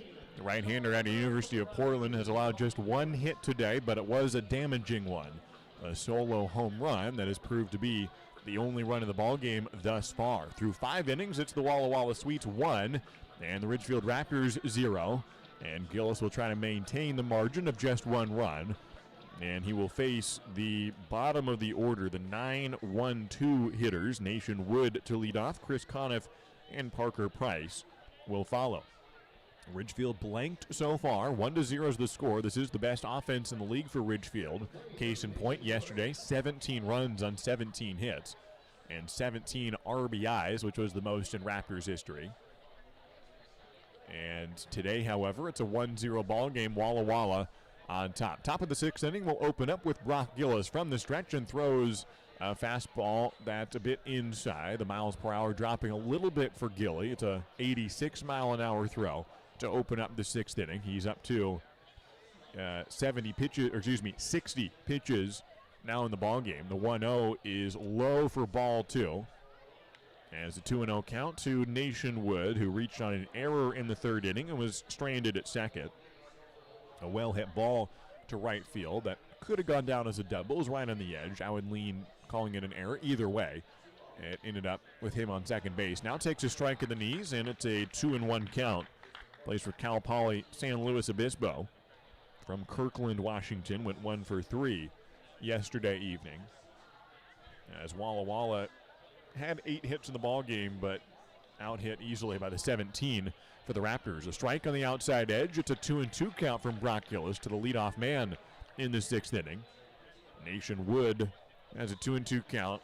Nobody out. A 1-0 lead for his Walla Walla team, which has the series finale tomorrow at 1:05, and then Ridgefield has a day off on Monday. 2-2 count from Brock Gillis. A check swing.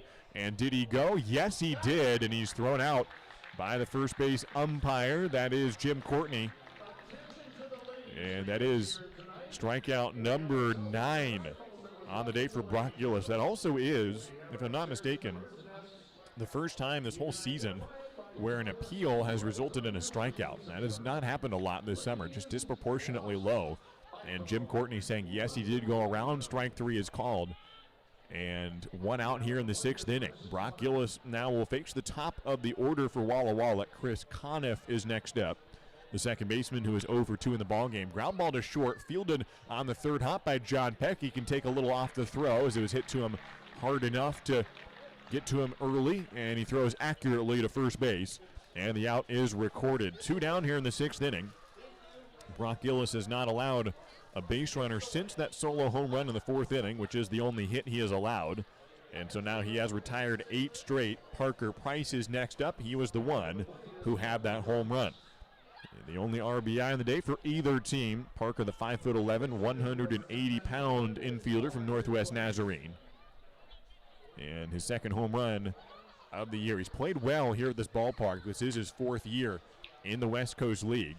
With 2 outs and nobody on base, he takes outside for ball 1. Parker Price, who played for Wenatchee in 2017 and 2018, Walla Walla in 2019 and this year. He's played at the Rourke 3 times back in 2019. The 1-0 pitch is inside for ball 2. And in those 3 games here at this ballpark back in 2019, he had 2 hits in each game. And he's 1 for 2 today. The only 3 times he's played at the ballpark. After all, Ridgefield just starting as a team back in 2019. And so he has now gotten 7 hits at this ballpark in 4 games. Well, 3.5 games, as he still get a couple more at-bats probably today. He has 2 balls and no strikes, 2 outs, nobody on. Brock Gillis throws and a foul ball back of home plate, and Parker Price has a 2-1 count now. That solo home run to left field for Parker. And that led off the 4th inning after he accidentally fouled a ball off earlier in the at-bat, just partially went around and it just clipped off the barrel. It would have been ball 4. He would have taken the walk and then hit a home run later in the at-bat. A ball high and away for ball 3. 3-1 from Brock Gillis, allowing just that 1 hit today, and that's it. Trying to end the 6th inning here, which probably would be his final inning. The 3-1 from Gillis is a fastball lined to right field. Caden Connor's a long way to go, but he's able to get there in time and sprint under it for the out. It's a 3-up, 3-down inning for Brock Gillis. He's retired 9 in a row. We head to the bottom of the 6th inning. Can Ridgefield wake up the bats and tie the game here? It's a 1-0 deficit. The Raptors come up in the bottom of the 6th after this break. Dick Hanna Dealerships is proud to welcome everyone back to support our Ridgefield Raptors. Just in time for warm summer nights with family and friends, lounging on the lawn, or eating dogs in the stands. Feels good to be back.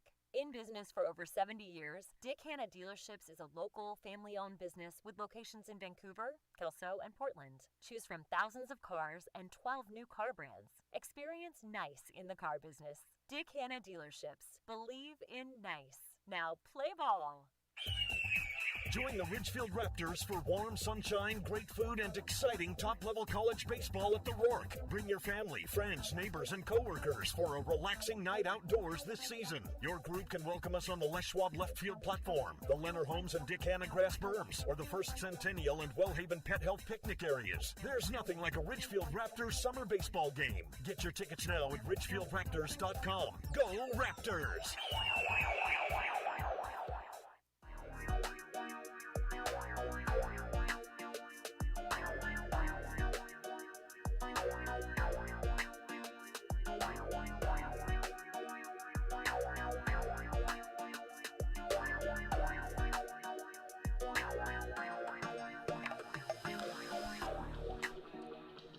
Well, both starting pitchers are still in the game, and a pitching duel here. 1-0 is the score. Walla Walla has the upper hand. There have only been 3 hits in this game. Joe Ball has allowed 2 of them, 1 more than Brock Gillis, although Brock Gillis is the one who's allowed the 1 run in this ball game.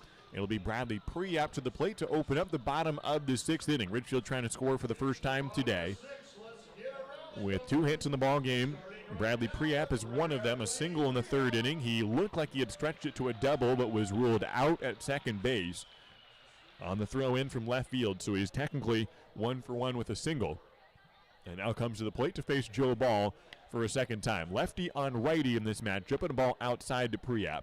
And it's a 1-0 count. Mentioned how Bradley is a talented hair cutter and cuts the hair of a lot of guys on the team. I asked him, do you do it for free? Do you charge? He says, yeah, I'll charge him $20. And so it makes a little money on the side. Takes ball 2. He does cut his own hair as well to save money, although he said more recently he's kind of gotten lazy and sometimes he'll just go in and have someone else cut it because it takes time and it's hard to do the back of the hair and all that. So he'll cut other guys' hair, but usually, sometimes, do it himself and sometimes just go in and have it cut. And it's a ball outside. 3-0 the count to Bradley Preap. The leadoff man here in the bottom of the 6th inning. Headed to Radford University out in Virginia for his first year out there at Radford this upcoming year. 3-0 pitch he's taking, and it's a strike from Joe Ball. 3-1 the count. A 1-0 lead for the Walla Walla Sweets, bottom of the 6th inning. On deck is Brooks Dyer. It'll be Caden Connor in the hole when we turn the lineup over for the third batter of this 6th inning. 3-1 pitch from Joe Ball is swung on and ripped into left center again. This one will be cut off by the center fielder, and Priap will not stretch it to a double this time. He'll take a big turn around first, but he'll go back for a single. He's 2 for 2 in the ball game. He came in 1 for 9 on the year, and he has tripled that number here. He's up to 3 hits and has a pair of singles on the day. He leads off the 6th inning with a single. Actually, both of his at-bats were lead-off singles. And now Brooks Dyer will come to the plate. He popped out to short in his only at-bat so far. And now with nobody out, Ridgefield trying to score the tying run here. Priap is at first, nobody out. And Dyer at the plate. He shows bunt and places it on the third base side. Good bunt. The fielder, Joe Ball, throws accurately. The out is made, and Priap started to run to third, and nobody was covering. The catcher went all the way to third and slid knee first. Jack Sheward covering and got there in time. Priap decides not to sprint for it, and it turns out to be a successful sac bunt and nothing more dramatic, and that's okay. Dyer did his job. Priap holds it second, and 1 out. Priap into second, and Caden Connor is at the plate. 17 doubles on the year, .293 batting average. He is 0 for 2 in the contest. With 1 out, bottom of the 6th inning. Tying run at second for the Raptors. Bradley Priap singled and advanced on a bunt.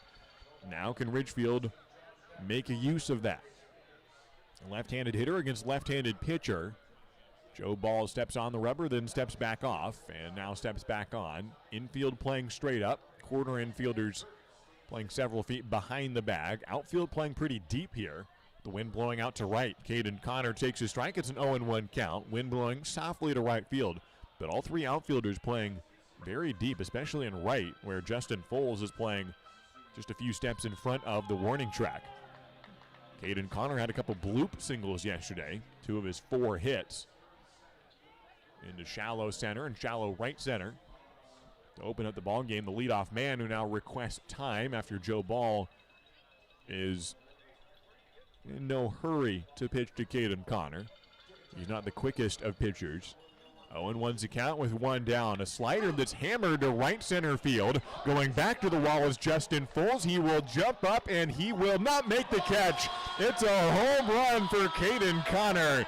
He knew he was going to get it at some point this summer, and there it is, a home run for Caden, a 2-run bomb, and the Raptors have taken a 2-1 lead. Caden Connor, yes sirree, a home run to right center, and the Raptors score. Bradley Priap excited about it. Caden Connor pointing to the bullpen. Walla Walla was arguing that it did not get out. They got the ball back and threw it in. And it did definitely look like it bounced over, and the umpires agree. Yes, that's a home run. It's Caden Connor's first of the year, and Ridgefield scores its first 2 runs of the game. 2-1's the score, and I feel good for Caden. I think he feels good, and I'm happy for him. We were talking about it today. I want 1 home run. I want 1 home run of the year. There it is here today, and it gives Ridgefield a lead. A 2 RBI homer. Wade Meckler is next up. He takes a strike. And Caden Connor already leads the league in doubles. And what do you know? He's gonna lead the league in home runs. No, I'm just kidding. But he's got 1 on the year. It scores Bradley Priap, and the Raptors are ahead 2-1. Wade Meckler takes for ball 1. 1-1's the count. I kid you not, I actually wrote down on Caden Connor's scorecard, I was trying to will him into a home run. Normally when a player doesn't have a home run, I won't write 0 home runs because I know that means, okay, I didn't write it down. That means he doesn't have a home run. I wrote 0 home runs on the scorecard for Caden Connor, because I was saying to myself, I'm writing 0 because it's going to change to 1. So I'm saying this is a home run opportunity. I'm pointing out the home runs. I'm saying he's going to get 1. And this is the first time all year that I wrote down 0 home runs, and I only did it for Caden Connor, and he gets a home run. Wade Meckler takes high and tight for ball 3. 3-1. There's 1 out in the 6th inning. The first runs that Joe Ball has allowed in this contest. And now the Raptors go from a 1-run deficit to a 1-run lead on a home run by Caden Connor to right center field. 3-1 the count to Wade Meckler. It's high for ball 4. And Meckler is aboard, throws the bat aside on a couple pitches that nearly hit Wade. And he's on to first base with still only one out.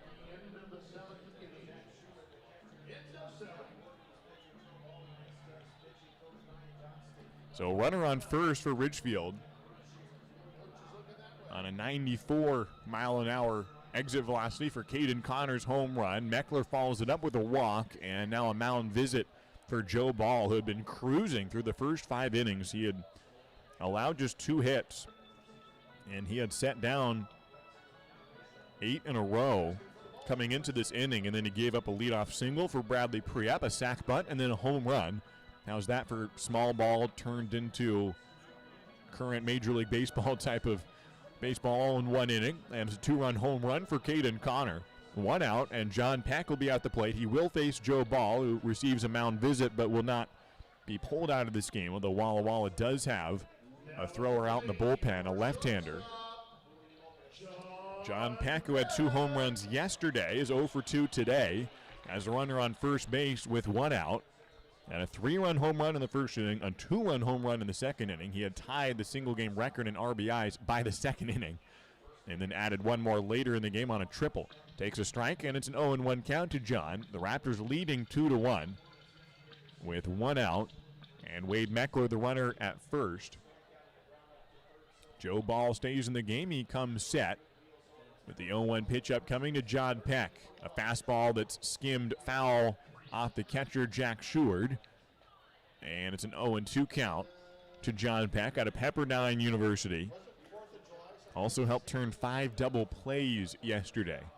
He was the shortstop, a part of every double play, as Ridgefield held Walla Walla to 2 runs last night in that blowout victory. 0-2 the count from Joe Ball. He'll throw over to first, and Meckler is back.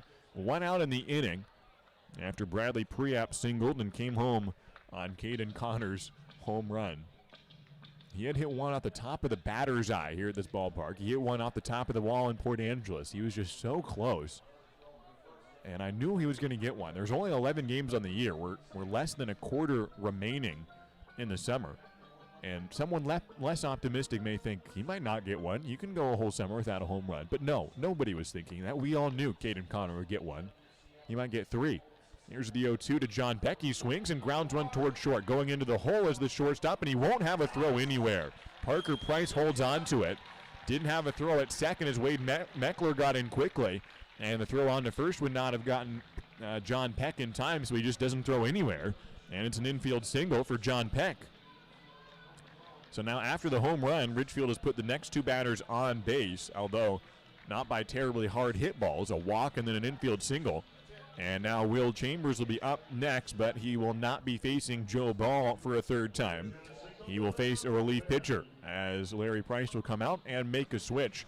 There's 1 out in the 6th inning, and the Raptors have already put up 2 runs on the board. They still only have 1 out, and they'll face a new pitcher when the 6th inning continues. We'll come back to the work after this break. The Raptors finally have the lead. It's Ridgefield 2, and the Walla Walla Sweets 1.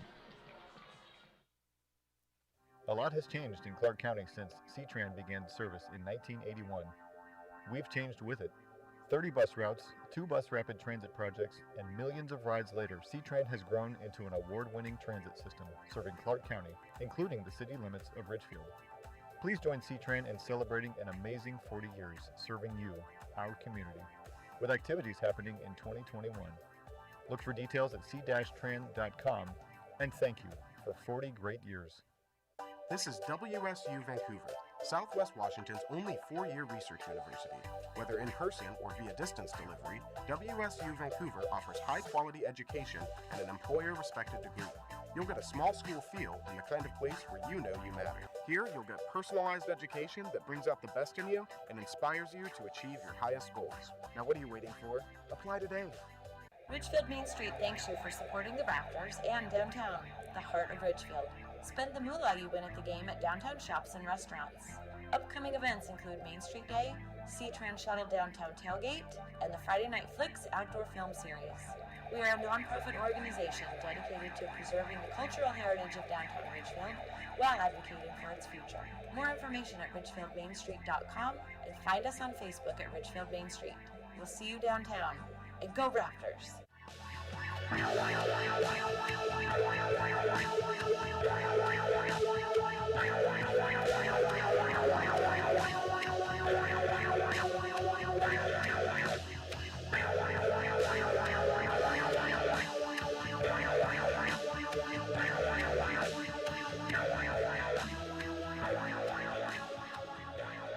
Well, the sixth inning is not done yet. It's the Ridgefield Raptors scoring their first 2 runs of the ball game, and they take a 1-0 deficit, turn it into a 2-1 lead. Caden Connor's home run ends up chasing Joe Ball out of the game, and so it'll be a new pitcher for the Walla Walla Sweets.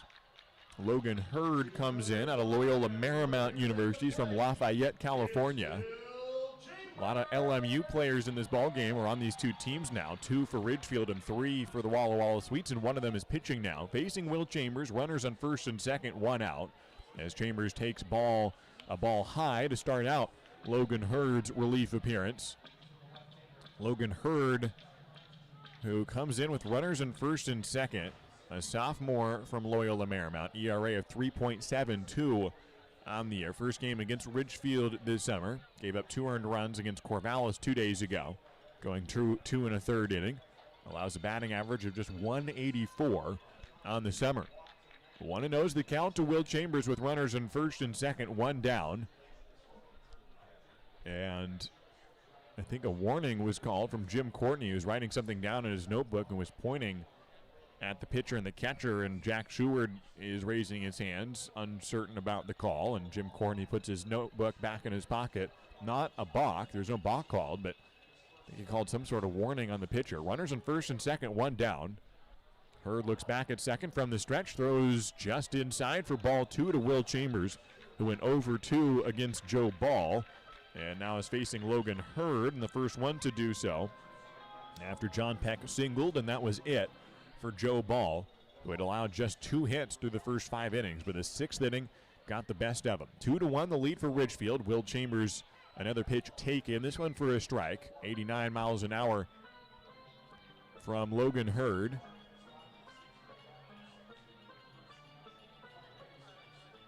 With Wade Meckler, the runner, at second, and John Peck, the runner, from first. Here's the 2-1 pitch to Will Chambers. He swings behind the 89 mile an hour ring. And it's strike 2 from Logan Hurd. Has that 4-seam fastball, a slider, and a changeup. And runners in first and second for Ridgefield. Will Chambers trying to bring him home here. Yesterday had a double, went 1 for 3. Today looking for his first base hit. A 1-run lead for the Raptors. He takes on the inside corner for strike 3. And that is the second out of the inning. Cody Darcy will be next up for Ridgefield with 2 down now in the 6th. And Will Chambers has had a couple pitches on the inside edge that he has disagreed with that have ended his at-bats. This one taken for strike 3. Cody Darcy is next up. He has a ground out and a fly out on the day. Cody batting .267 on the summer. Playing his first year with the Ridgefield Raptors, formerly with the Wenatchee Apple Sox. His runners in first and second with 2 down here in the 6th inning, and the pitch is inside for ball 1. When Cody was playing for Wenatchee back in 2019, he was teammates with Brett Gillis. In fact, that one game against Walla Walla, he had the go-ahead RBIs. Brett Gillis was batting behind him in the order that day. Brett Gillis is the brother of Brock Gillis, who's the starting pitcher today for the Ridgefield Raptors. It's a 1-0 count from Logan Hurd with 2 down, and the pitch is swung on and fouled back. 1-1's the count. So Cody Darcy had played with Brett Gillis and then came into this year's team with the Ridgefield Raptors. And it had been 2 years since he'd played with Brett Gillis, so he saw Brock Gillis, and he knew something was amiss. He said, I know you from somewhere. I can recognize you. Where do I know you from? And it took him a little while, but they finally figured out oh, I don't know you, I know your brother, but you look so much alike. He could tell that there was some connection there, and they figured out. And now he's playing with both Gillis brothers at different years. Takes a strike. It's a 1-2 count for Cody Darcy. Brock Gillis has pitched really well today. He's now in position for the win. He's gone 6 innings. He might be done now, and I think he will be. It might be Carson Walters coming in or some other reliever. So Brock Gillis will probably finish his day 6 innings and end up with the lead 2-1 when he exits. 1-2 is the count from Logan Hurd, and Darcy takes a slider high and a bit outside for ball 2. Runners in first and second. Ridgefield ahead 2-1 here in the 6th inning. So Brock Gillis, if he does come out after this inning, will never actually pitch with a lead. He finishes his 6th inning and then sees the team get a 2-run home run, and then a reliever will come in after that. So he never actually had the lead while pitching, but it still works. 2-2 pitches fouled away by Cody Darcy. A pitch fairly low, and he golfs it away and remains a 2-ball, 2-strike count from Logan Hurd. Facing a second batter here, came in out of the bullpen, struck out Will Chambers, and now is trying to end the inning and strand 2 runners aboard. Ridgefield has already claimed the lead and then started the inning afresh with bases empty and 1 out. And have put 2 runners on, but can they score again in this inning? 2 balls and 2 strikes for Cody Darcy. Here's the pitch. It is taken for strike 3, and the inning is over. Cody Darcy has no disagreement about it. He knew he was frozen a bit, and once it came in, he saw, yep, that's strike 3, and the inning has completed. Ridgefield does score 2, a 2-run home run by Caden Connor. What's one of the highlights of the year? Gets his first home run of the season in game number 38, and a timely one. It turns a 1-run deficit into a 1-run lead. We will see a reliever coming in. Carson Walters will come in out of the bullpen to start out the 7th inning. We'll see how Carson does. After this break, it's the Raptors 2 and the Walla Walla Sweets 1. Warmer weather is here, and what better way to enjoy a summer day than with a trip to the ballpark to watch exciting Ridgefield Raptors baseball. Don't miss the action on the diamond as the Ridgefield Raptors battle other Western League rivals for the championship. This safe outdoor event is a perfect outing for you and your friends. Peace Health is a proud sponsor of the Ridgefield Raptors, with a team of medical experts on deck to provide your family the care you need. Treat your family to an exciting night at the ballpark and make it part of your healthy, active summer. Peace Health and Ridgefield Raptors baseball. A great double play. The Ridgefield Raptors are thrilled to reunite with fans and enjoy summer baseball again. Join us for America's favorite pastime. The Raptors are following state guidelines for spectator events and ask for your patience as we prepare for exciting West Coast League play. Please be courteous to our staff, fans, and players as we celebrate the return of your Ridgefield Raptors this summer. Let's make it a great season at the Rourke. Get your tickets now at ridgefieldraptors.com. Go Raptors!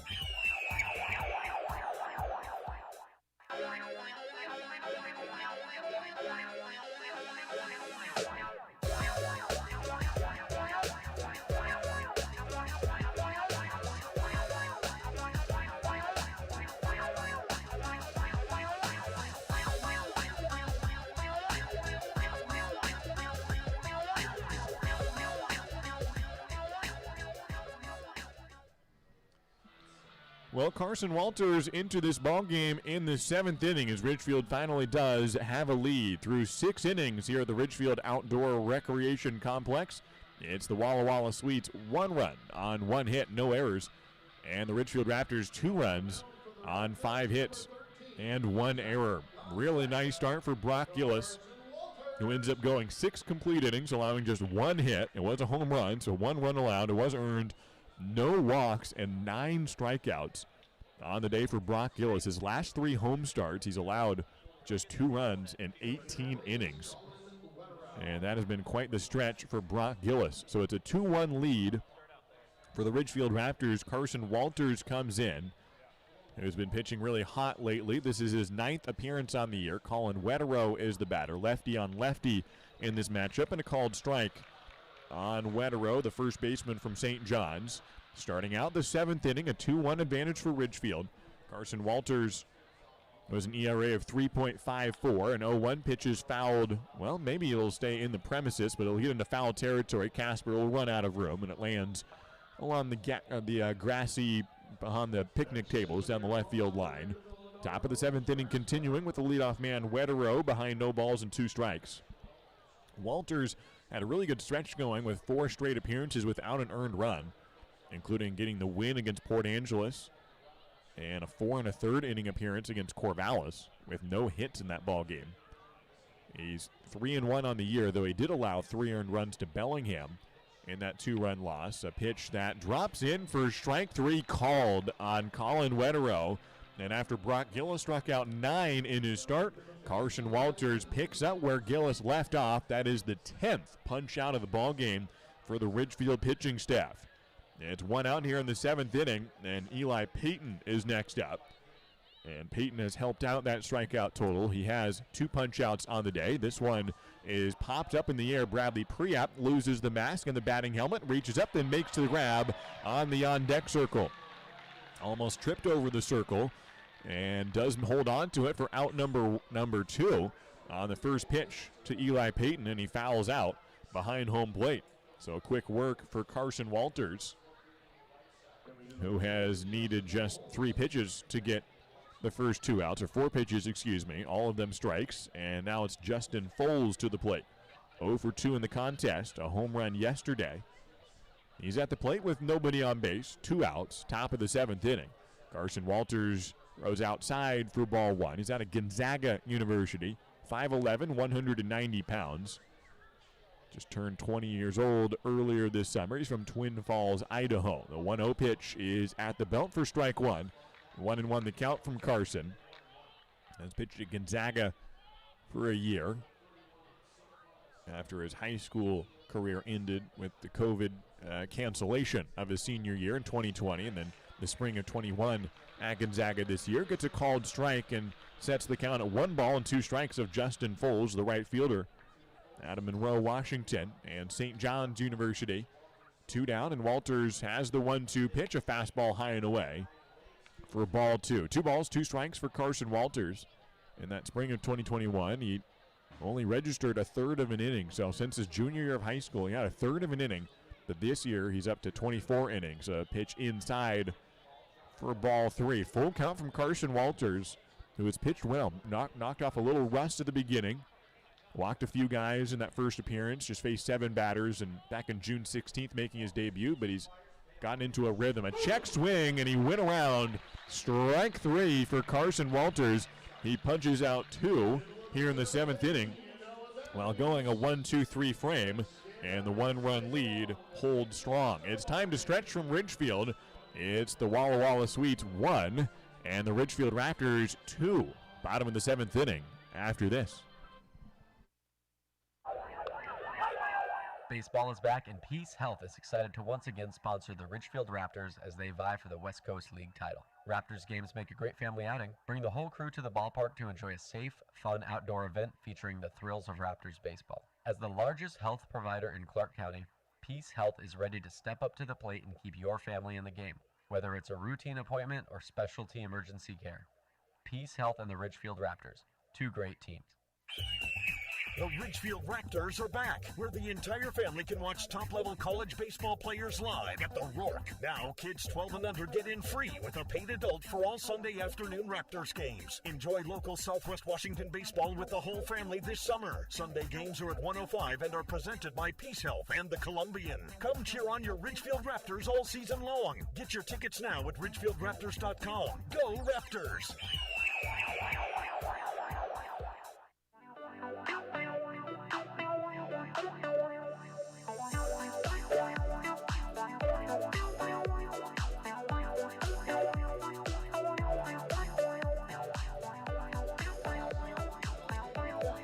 In front of 1,325 fans here at the Rourke tonight, watching a tremendous ball game, a comeback attempt for the Raptors. They trailed 1-0 into the bottom of the 6th inning. We're now into the bottom of the 7th. The game has changed a 2-1 lead. Patrick Stark facing Logan Hurd, a Loyola Marymount matchup, and Stark grounds to the shortstop, and Parker Price throws him out at first.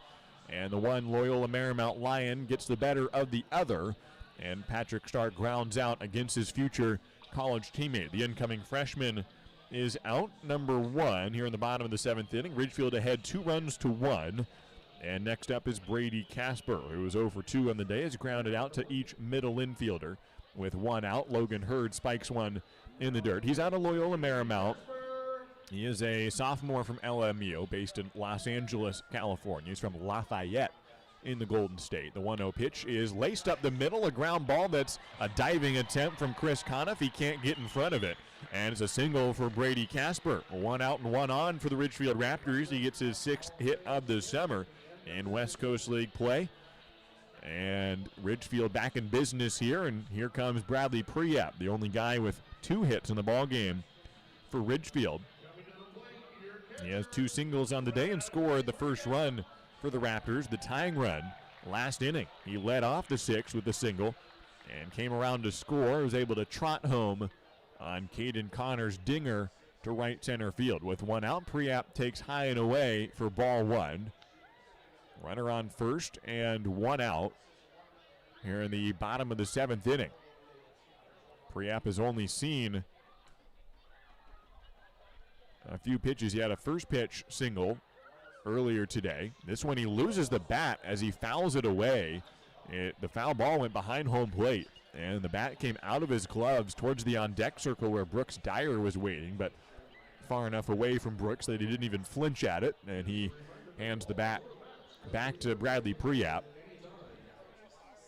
And he'll go over and get some pine tar or something to chalk up the bat and make sure he's got a better grip on it.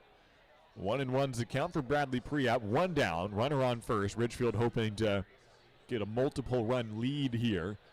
They gave up a 1-run advantage to the Walla Walla Sweets in the 4th inning on a home run, and Ridgefield gets a home run in the 5th inning here. In the 6th inning, last inning, to take a 2-1 lead, which is where we stand here in the 7th.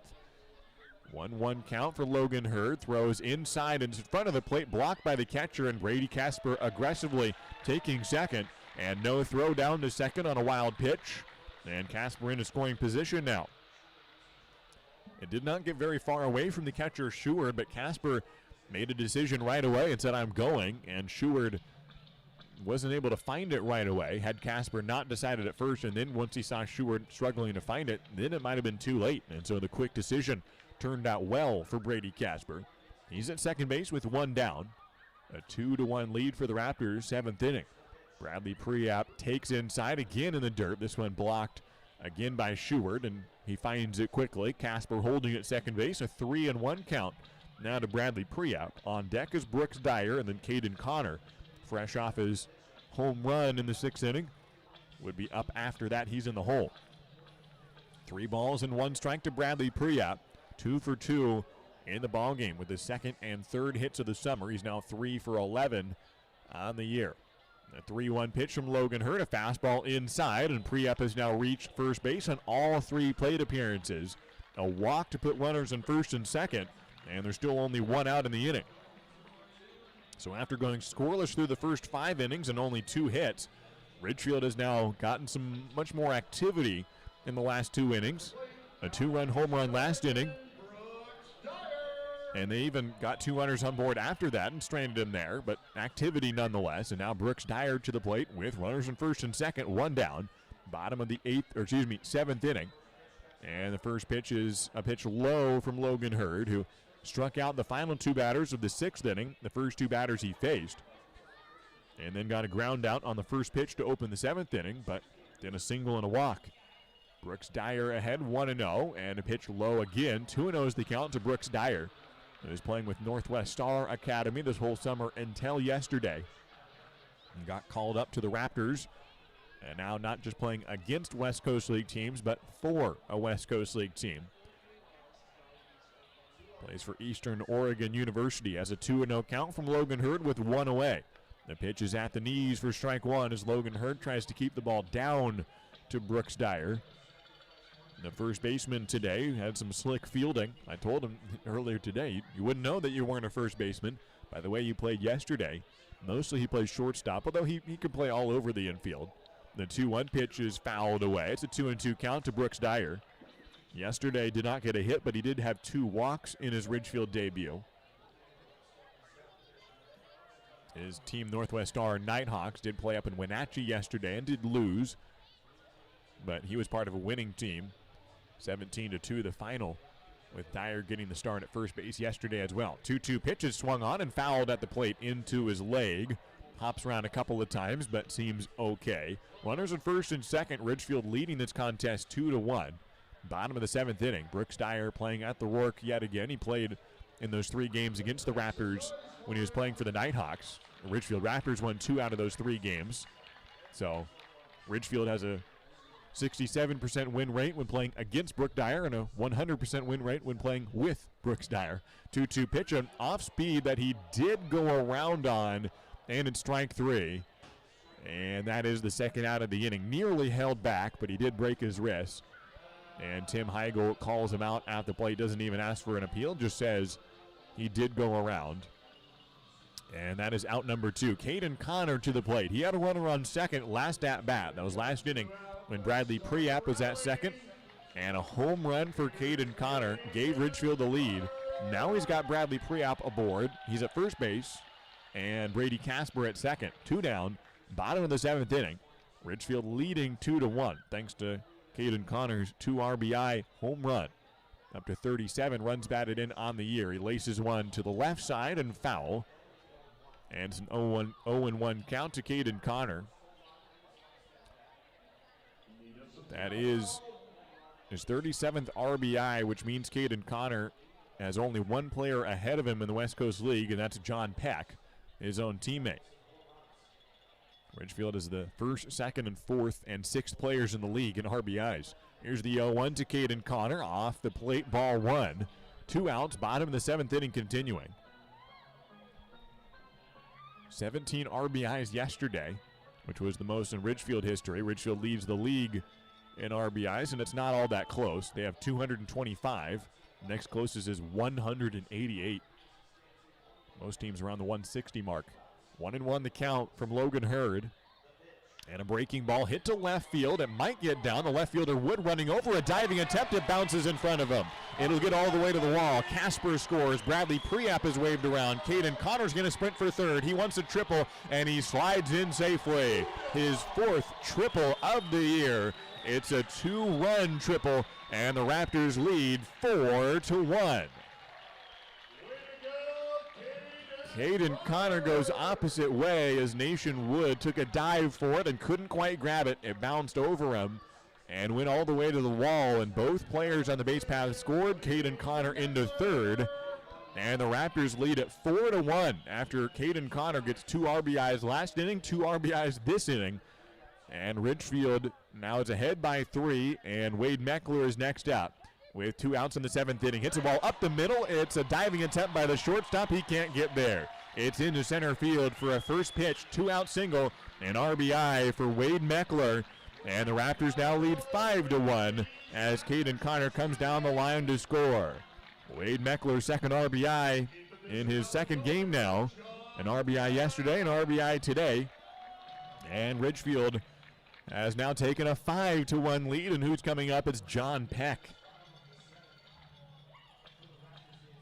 2 RBIs for Caden Connor, and Wade Meckler finally becomes the first player not named Caden Connor to record a run batted in. John Peck, who had a record 6 RBIs yesterday, takes a strike 0-1. 2 outs, runner on first, 5-1 the score.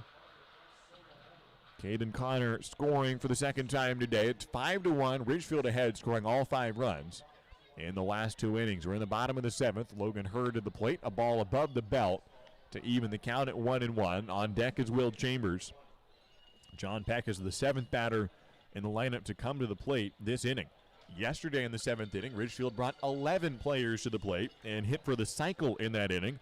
They had their 1 triple in the 7th inning. Ridgefield again has a triple in the 7th inning. A foul back for John Peck, who had that triple yesterday in the 7th. He was a single and a double shy of the cycle. 2 home runs and a triple. And Ridgefield as a team hit for the cycle in that 7th inning. They have a single and a triple, 2 singles and a triple here in this inning. In the 7th, nabbing 3 more runs, and they lead at 5-1. Logan Hurd on the mound from the stretch as a 1-2 pitch to John Peck. He hits it into center field, not too far. Matt Clark running in, and he comes in and then makes a jumping catch. He took several steps in and then overran it slightly and made a jump to pull it in. And Ridgefield closes the inning. 3 runs on the frame on 3 hits, including a 2 RBI triple for Caden Connor, and Ridgefield takes a commanding lead. It's still not undoable for the Walla Walla Swedes, just a 4-run margin. But Carson Walters back to the mound when we return. 8th inning on the other side of this break. The Raptors lead 5-1.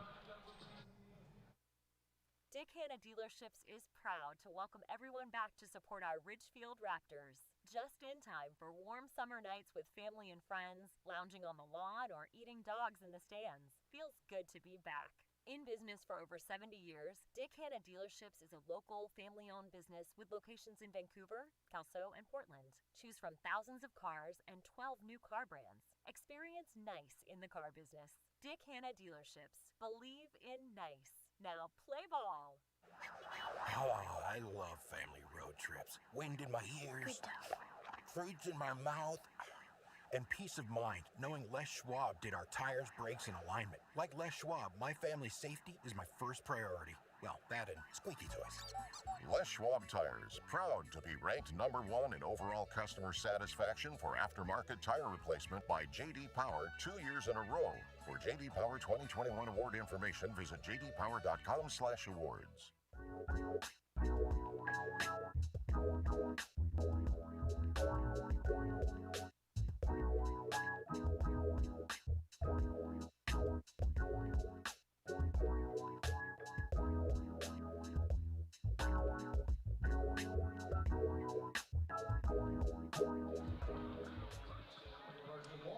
Through 7 innings from the Ridgefield Outdoor Recreation Complex, it is the Ridgefield Raptors leading 5-1, out hitting the Walla Walla Swedes 8-1 in this ballgame. Caden Connor with 4 RBIs on the day. He came in second place in the league behind his own teammate, John Peck.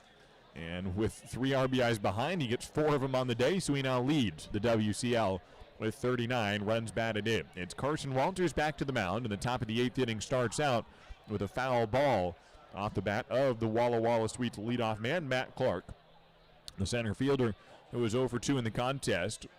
Carson Walters went 1-2-3 in the 7th inning, back out for his second inning of work here for the Raptors, and gets a strike to open up the 8th inning. Matt Clark now with the 0-1, grounds it up the middle. Running over is the second baseman, Patrick Stark, throws across his body, and the out is recorded. Patrick Stark in time for the out, and the shortstop turned second baseman makes the throw from near second base, running away from first, and throws it back across his shoulders for the inning opening out of Matt Clark. 1 away. Carson Walters has retired all 4 batters he's faced. Caden Delozier is next. He was 0 for 2 in the contest. Carson Walters out of Gonzaga. He's from Twin Falls, Idaho. Big outdoors guy. Likes to hunt. Likes to do any outdoor activities that he can. Does snowboard some as well. With 1 out, it's a ball low to Caden Delozier. He had a big injury back in 8th grade. That was a pretty scary one. Walters was snowboarding as an 8th grader and kind of lost control and hit a tree and blacked out. And was a pretty serious injury. 1-0 pitch to Delozier is high, ball 2. 1 out, nobody on. Ridgefield ahead 5-1 here in the 8th inning.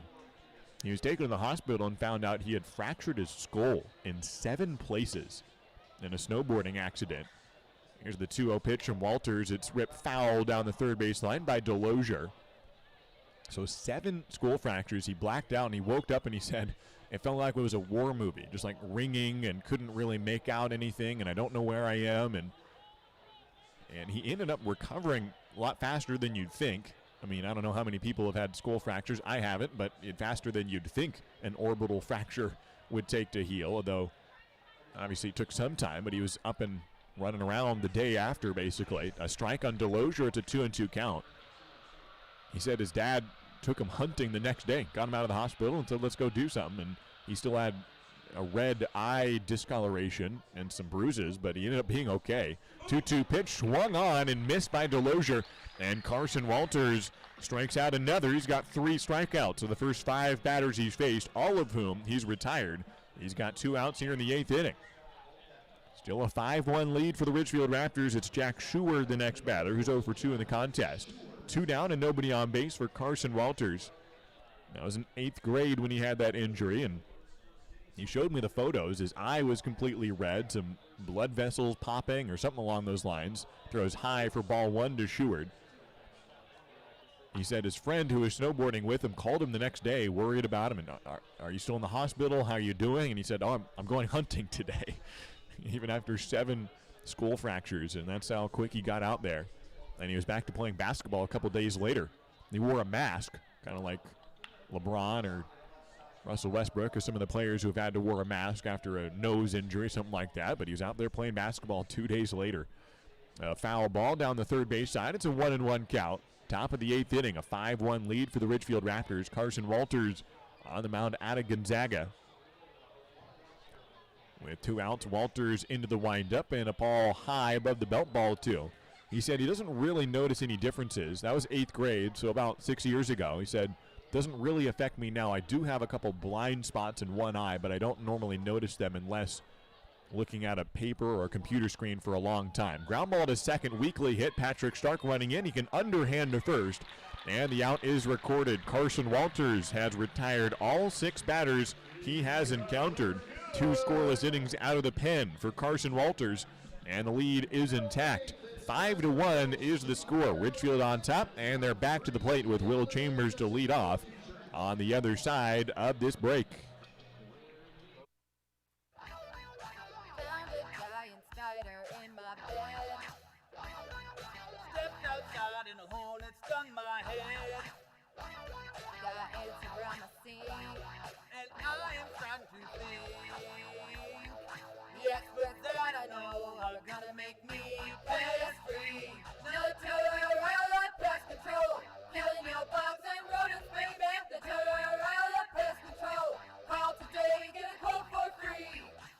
Hey baseball fans, after the game visit A, the area's premier gaming, dining, entertainment, and meeting destination.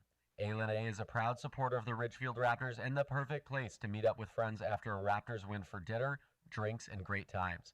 Keep the fun and excitement going after the 9th inning and grab beers at Tom's Urban, or enjoy a perfectly cooked porterhouse at Michael Jordan's Steakhouse. With 100,000 square feet of gaming space, 15 different restaurants, bars, and retail outlets to choose from, A has just what you need to turn your night at the ballgame into a night you won't forget. A, just off I-5 at exit 16, ILANIresort.com.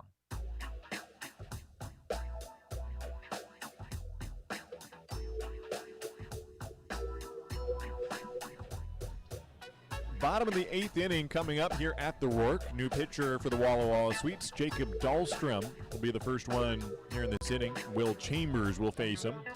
Out of Renton, Washington, Dahlstrom competes for Bellevue Community College. 6'7" right-hander, 200 pounds. He just turned 21 years old a couple weeks ago. He is 0-4 on the year, an ERA of 7.65.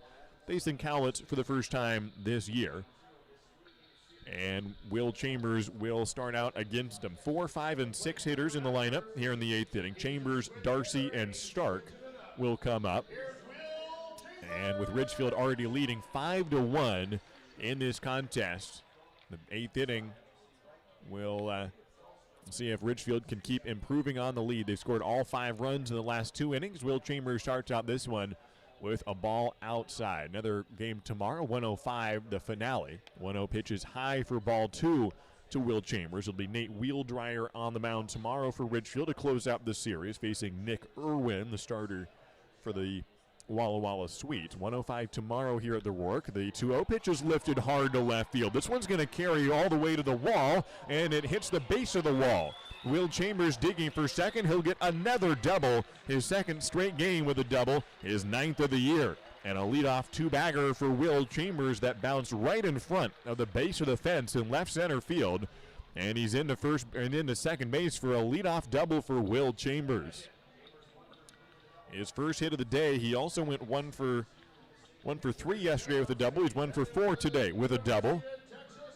And it's Cody Darcy next up. After Will Chambers' double yesterday, Cody Darcy doubled the very next batter. This time Will Chambers won't have a chance to score on Cody Darcy's double because we're going to have a pinch runner. Micah McDowell comes in, one roommate for another. They room together with their host family here in the Southwest Washington area. So Micah McDowell comes in for his roomie And a pinch run for him here in the 8th inning. So a double for Will Chambers and McDowell in out of Oregon State. And it is Cody Darcy up next, just transferred to UT San Antonio. Bottom of the 8th inning, and McDowell looked at by Dahlstrom and goes back to second on a look over by Dahlstrom, stepping over the rubber. Nobody out here in the 8th inning, a 5-1 lead for the Raptors. And Cody Darcy waiting for the first pitch. It's inside for ball 1. Runner on second. Ridgefield already up by 4. Patrick Stark is on deck. So tomorrow it's Nate Wheeldrive versus Nick Irwin in the series finale. If Ridgefield can hold on to this one, the Raptors will be going for the sweep, which has not happened to Walla Walla very often. They've only been swept twice all year. They have not swept anyone else, which of course will not happen this series as they lost yesterday to Ridgefield. A ball low to Darcy. It's 2-0. A lot of 1-2 series for Walla Walla. They are 14-26. They're well under the 500 mark, but they don't get swept very often. They just lose most series 1-2. Ridgefield will go for the sweep if they can pull this one out and win tomorrow. Ground ball to short, and the long throw by Price is just in time to get Cody Darcy. Patrick Stark's on deck. He'll come up next, but Darcy is thrown out 6-3 on the ground out, 1 away. McDowell stayed at second base on the play. And so Patrick Stark will be up with 1 out, runner on second in the bottom of the 8th inning. 5-1 lead for the Raptors. Speaking of Nate Wheeldrive, who will be the starting pitcher tomorrow, Nate just announced his commitment. He was in the transfer portal at the University of Washington, and he will be playing his upcoming year of collegiate baseball in Spokane, Washington. He'll be playing for the Gonzaga Bulldogs. So congratulations to Nate Wheeldrive, making that announcement earlier today. He'll get his first start since committing tomorrow afternoon at 1:05. Patrick Stark, who's headed to a new school, his first college, headed to Loyola Marymount as an incoming freshman. He's ahead 1-0 after a ball inside from Jacob Dahlstrom. The right-hander has 1 out and a runner on second. Here in the 8th inning, Ridgefield ahead 5-1. Stark bloops one to the right field side and foul over Nick Allen, the first base coach. It's a 1-1 count to Patrick Stark. So Wheeldrive will start tomorrow from Gonzaga. He'll join Carson Walters, who is the relief pitcher today for Ridgefield. He's gone the last 2 innings, not allowing a base runner. He pitches for Gonzaga, so does Ben Larson, another reliever for the Raptors. 1 ball and 1 strike for Patrick Stark with a runner on second. Next pitch is hit high in the air to shallow right field. Justin Foles holding and now taking a few steps in and does make the catch. McDowell tagging but not making an attempt towards third. He stays on the bag, and that is the second out of the inning. After a leadoff double for Will Chambers, Micah McDowell has pinch run for him and seen the next 2 hitters get out. A ground out and a fly out, and Brady Casper is next up trying to score his college teammate. Casper out of Oregon State, just like Micah McDowell, the runner on second. It's Ridgefield 5, Walla Walla 1. We're in the 8th inning. Jacob Dahlstrom, the pitcher, out of Bellevue Community College. And the first pitch to Brady Casper is outside for ball 1. Brady had a single his most recent at-bat in the 7th inning and ended up scoring later that frame on a 2 RBI triple by Caden Connor. The 1-0 pitch to Brady Casper is low for ball 2. Runner on second, 2 outs. Ridgefield already up by 4. Taking a look at the scoreboard, good news for Ridgefield. In the top of the 4th inning at Walker Stadium at Lentz Park, the Bendouks lead 2-0.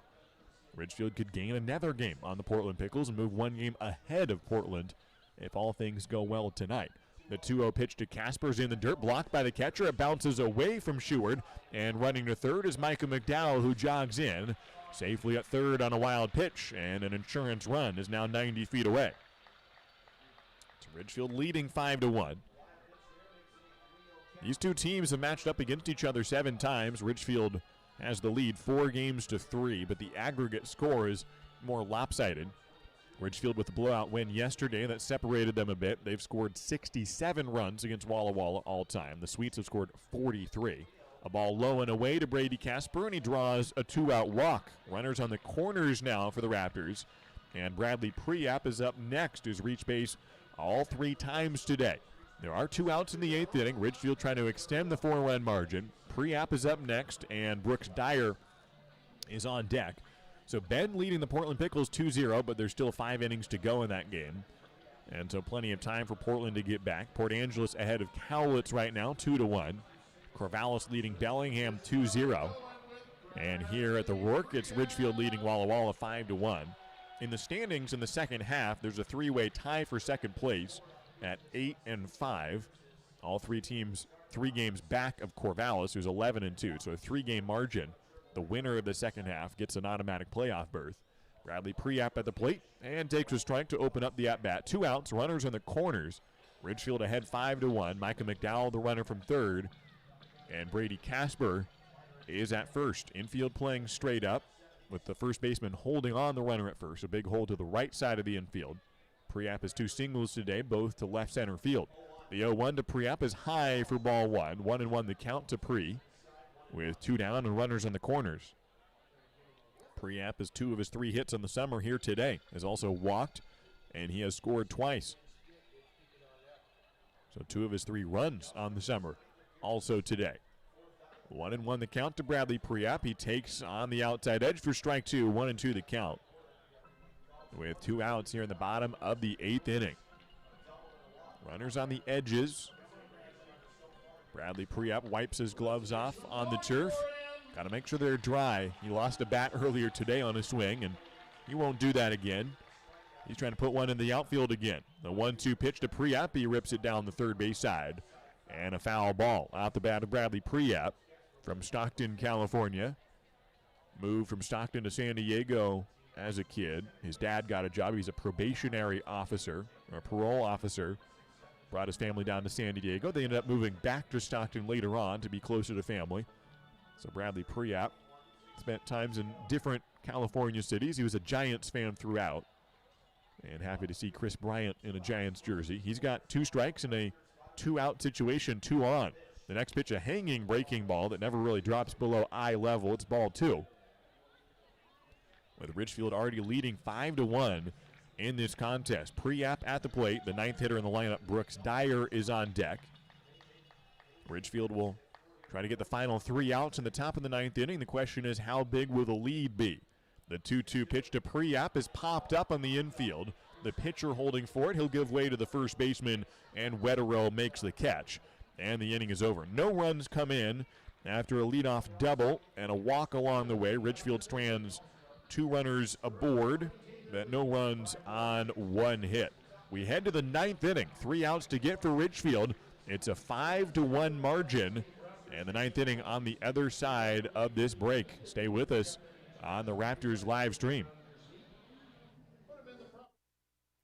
Every time Taco Bell's nacho fries returned, those Mexican spices were drawing something closer to the surface.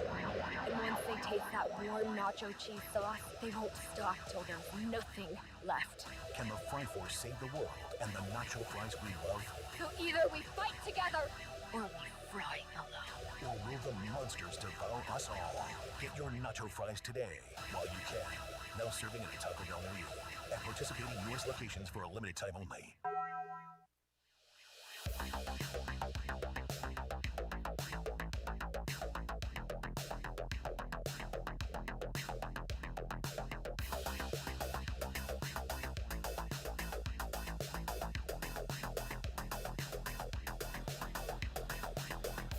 So Carson Walters will go for a 9-out save here. He came in the 7th inning when the Raptors had a 2-1 lead. That lead has since risen to 5-1, and he has 3 more outs to get. Brock Gillis went 6 innings and never had a lead until he exited in the 6th inning, and then Ridgefield scored 2 runs in that 6th, and then Carson Walters came in the 7th. So technically, Gillis exited and will be in position for the win. So you give Gillis the win, Carson the save. Of course, I'm getting ahead of myself. He's got to get 3 outs and not allow 4 runs here. Walla Walla will come to the plate in the top of the 9th inning to face Carson Walters, who will face the 9, 1, and 2 hitters in the lineup, with Nation Wood up and then Chris Conniff and Parker Price, who will try to be the heroes here for Walla Walla, of trying to avoid a 7-game losing streak. This is their 14th series of the year. They've only won 3 series. They've not swept anyone. They've been swept twice, so they're 14-26 on the summer. And Ridgefield trying to get 3 more outs and win the series here over Walla Walla. First series between these two clubs. They'll match up against each other 10 days from now. Here's Carson Walters from the stretch, and the first pitch of the 9th inning is low for ball 1. The final series of the regular season, August 10th through 12th, up in Walla Walla to close the regular season. It'll probably come down to the wire for the final playoff berth in the Southern Division. The 1-0 pitch from Carson Walters, a fastball, is on the outside edge for strike 1 to Nation Wood out of Kirkland, Washington. It is 0 for 2 on the ball game. Ridgefield pitching has been stellar today, allowing just 1 hit. It was a solo home run, so 1 run allowed. But how about that 1 hit on the day? The ball outside, it's 2-1 the count. So that'll help the batting average for Ridgefield, which is already around the middle of the league in that category in terms of ERA and batting average allowed. And that's been good enough for a Ridgefield team that has had a lead in batting categories all year long in the WCL. A check swing and a foul ball from Nation Wood, who only went partway around and fouled it away. That's happened one time earlier today when Parker Price only barely started to swing, didn't even really intend to swing, and fouled it away. Then he hit a home run in that at-bat. Nation Wood needs more than a home run. They need to score 4 runs in this inning, so they just need base runners. A ball low to Wood, and it's now a 3-2 count from Carson Walters to the leadoff man in the 9th inning. Ridgefield scoring 5 runs between the 6th and 7th innings. Walla Walla had a 1-0 lead in the 4th inning that lasted into the 6th. Here's the payoff from Carson Walters. Breaking ball that's popped up. The third baseman, Darcy, running in, having a hard time seeing it, and he comes in, he can't make the catch, and it bounces off the turf, and it'll go down as a foul ball. Long run for Darcy to start behind the bag, and he tried to slide in to make the grab, and kind of got a piece of it, and it landed on the turf. And right in the middle between the third baseman and the catcher. Typically an easier play for the third baseman coming in, but he had a longer run than Priap, although it was a tough angle for the catcher to go over and get it. And I'm not sure if Bradley saw where it was off the bat. It's a foul ball, and this at-bat continues. Another payoff pitch from Carson Walters. Winds and deals at the knees for strike 3. And Carson Walters has punched out 4 in this relief appearance. His 3rd inning of work here. He's retired all 7 batters that have tried to take him on, and none of them have been successful. Chris Conniff and Parker Price are the only 2 batters that have yet to face Carson Walters in Walla Walla's starting lineup. They're the next 2 batters to come up. Conniff, the second baseman, is 0 for 3 on the day, and he takes a strike to open up this at-bat. He faced Brock Gillis 3 times. He grounded out, struck out, and then grounded out again. So he's 0 for 6 on the series out of Norco, California. Plays for St. John's University. The 0-1 is low and away for ball 1. 1 out, 9th inning. Ridgefield 5, Walla Walla 1. The Raptors going for a second consecutive win. They're 6-4 in the last 10 games. A 1-1 pitch from Carson Walters, a slider in for a strike, and it's a 1-2 count. He feels comfortable with that slider. That's his best secondary pitch. He added a changeup a couple games ago. He had not thrown that the previous 4 years. Just went fastball slider and then added the change. Throws low in the dirt for ball 2. 2-2 the count, 1 away, nobody on. Ridgefield ahead by 4 runs here in the 9th inning. And the changeup worked. He threw it in there against Port Angeles, and it was a good little tertiary pitch to kind of keep hitters honest, and they can't just alternate between the fastball and the slider. And the changeup has worked well for Carson Walters. Doesn't throw it a ton, but he'll plunk it in there from time to time. 2-2 pitch from Walters. It's a curveball, or I think that was the changeup, in fact, and it's fouled away. Drops down to 73 miles an hour. And it's a 2-2 count still to Chris Conniff. On deck is Parker Price, who has the solo home run on the day, but even if Conniff gets on, a home run from Price would not do the job. It's a 4-run margin, Ridgefield on top. A 105 game tomorrow here on the same broadcast channel that you're watching or listening to right now. 2-2 pitch from Walters is hit behind home plate, and it remains a 2-2 count. 1 out in the 9th inning.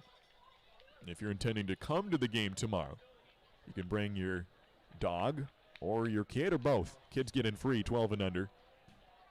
And dogs are allowed tomorrow as well for the only time this year. 2-2 pitch from Carson Walters. Fastball fouled back, and Chris Conniff keeps on fighting. That was the 7th pitch of the at-bat. Walters is up to 35 pitches on the outing. And the 8th pitch of this plate appearance will come next for Carson Walters out of the windup. And the pitch is a fastball hit to left field. Brady Casper takes a few steps back, reaches up and makes the grab for out number 2. The Walla Walla Sweets down to their final out here in the 9th inning. A 5-1 ball game. The Ridgefield Raptors on top. And Walters going for the save.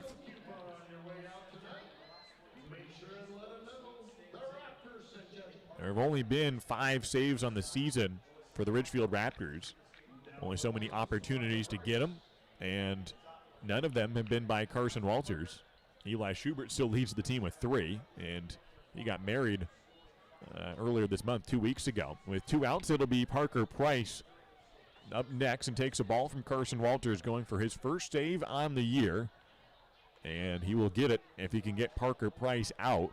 Bases are empty, 9th inning. The 1-0 pitch from Carson Walters is down for ball 2. 2-0 the count, 2 outs. Stay tuned to our Ridgefield Raptors YouTube page. We'll close the stream after this game's conclusion, but on this YouTube page, we'll post the post-game interviews, including yesterday's with Jaron Hunter that you can watch after Hunter got the win in the series opener against the Sweets. A foul ball from Parker Price. It's a 2-1 count from Parker, who has a 1-for-3 line today with a solo home run. The only run today for the Walla Walla Sweets. 5-1 is the score. Walters winds, and the 2-1 pitch is fouled back, and the Sweets are down to their final strike. Ridgefield 1 strike away from winning the series, improving to 22-16 on the year, and staying in position for a playoff berth. Portland Pickles still trailing 2-0 to the Bend Elks in the 5th inning.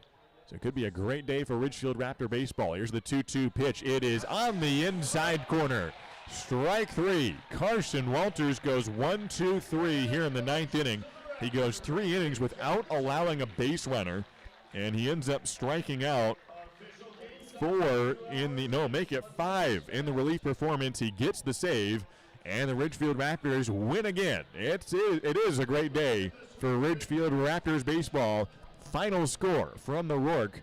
It's the Walla Walla Sweets 1 and the Ridgefield Raptors 5.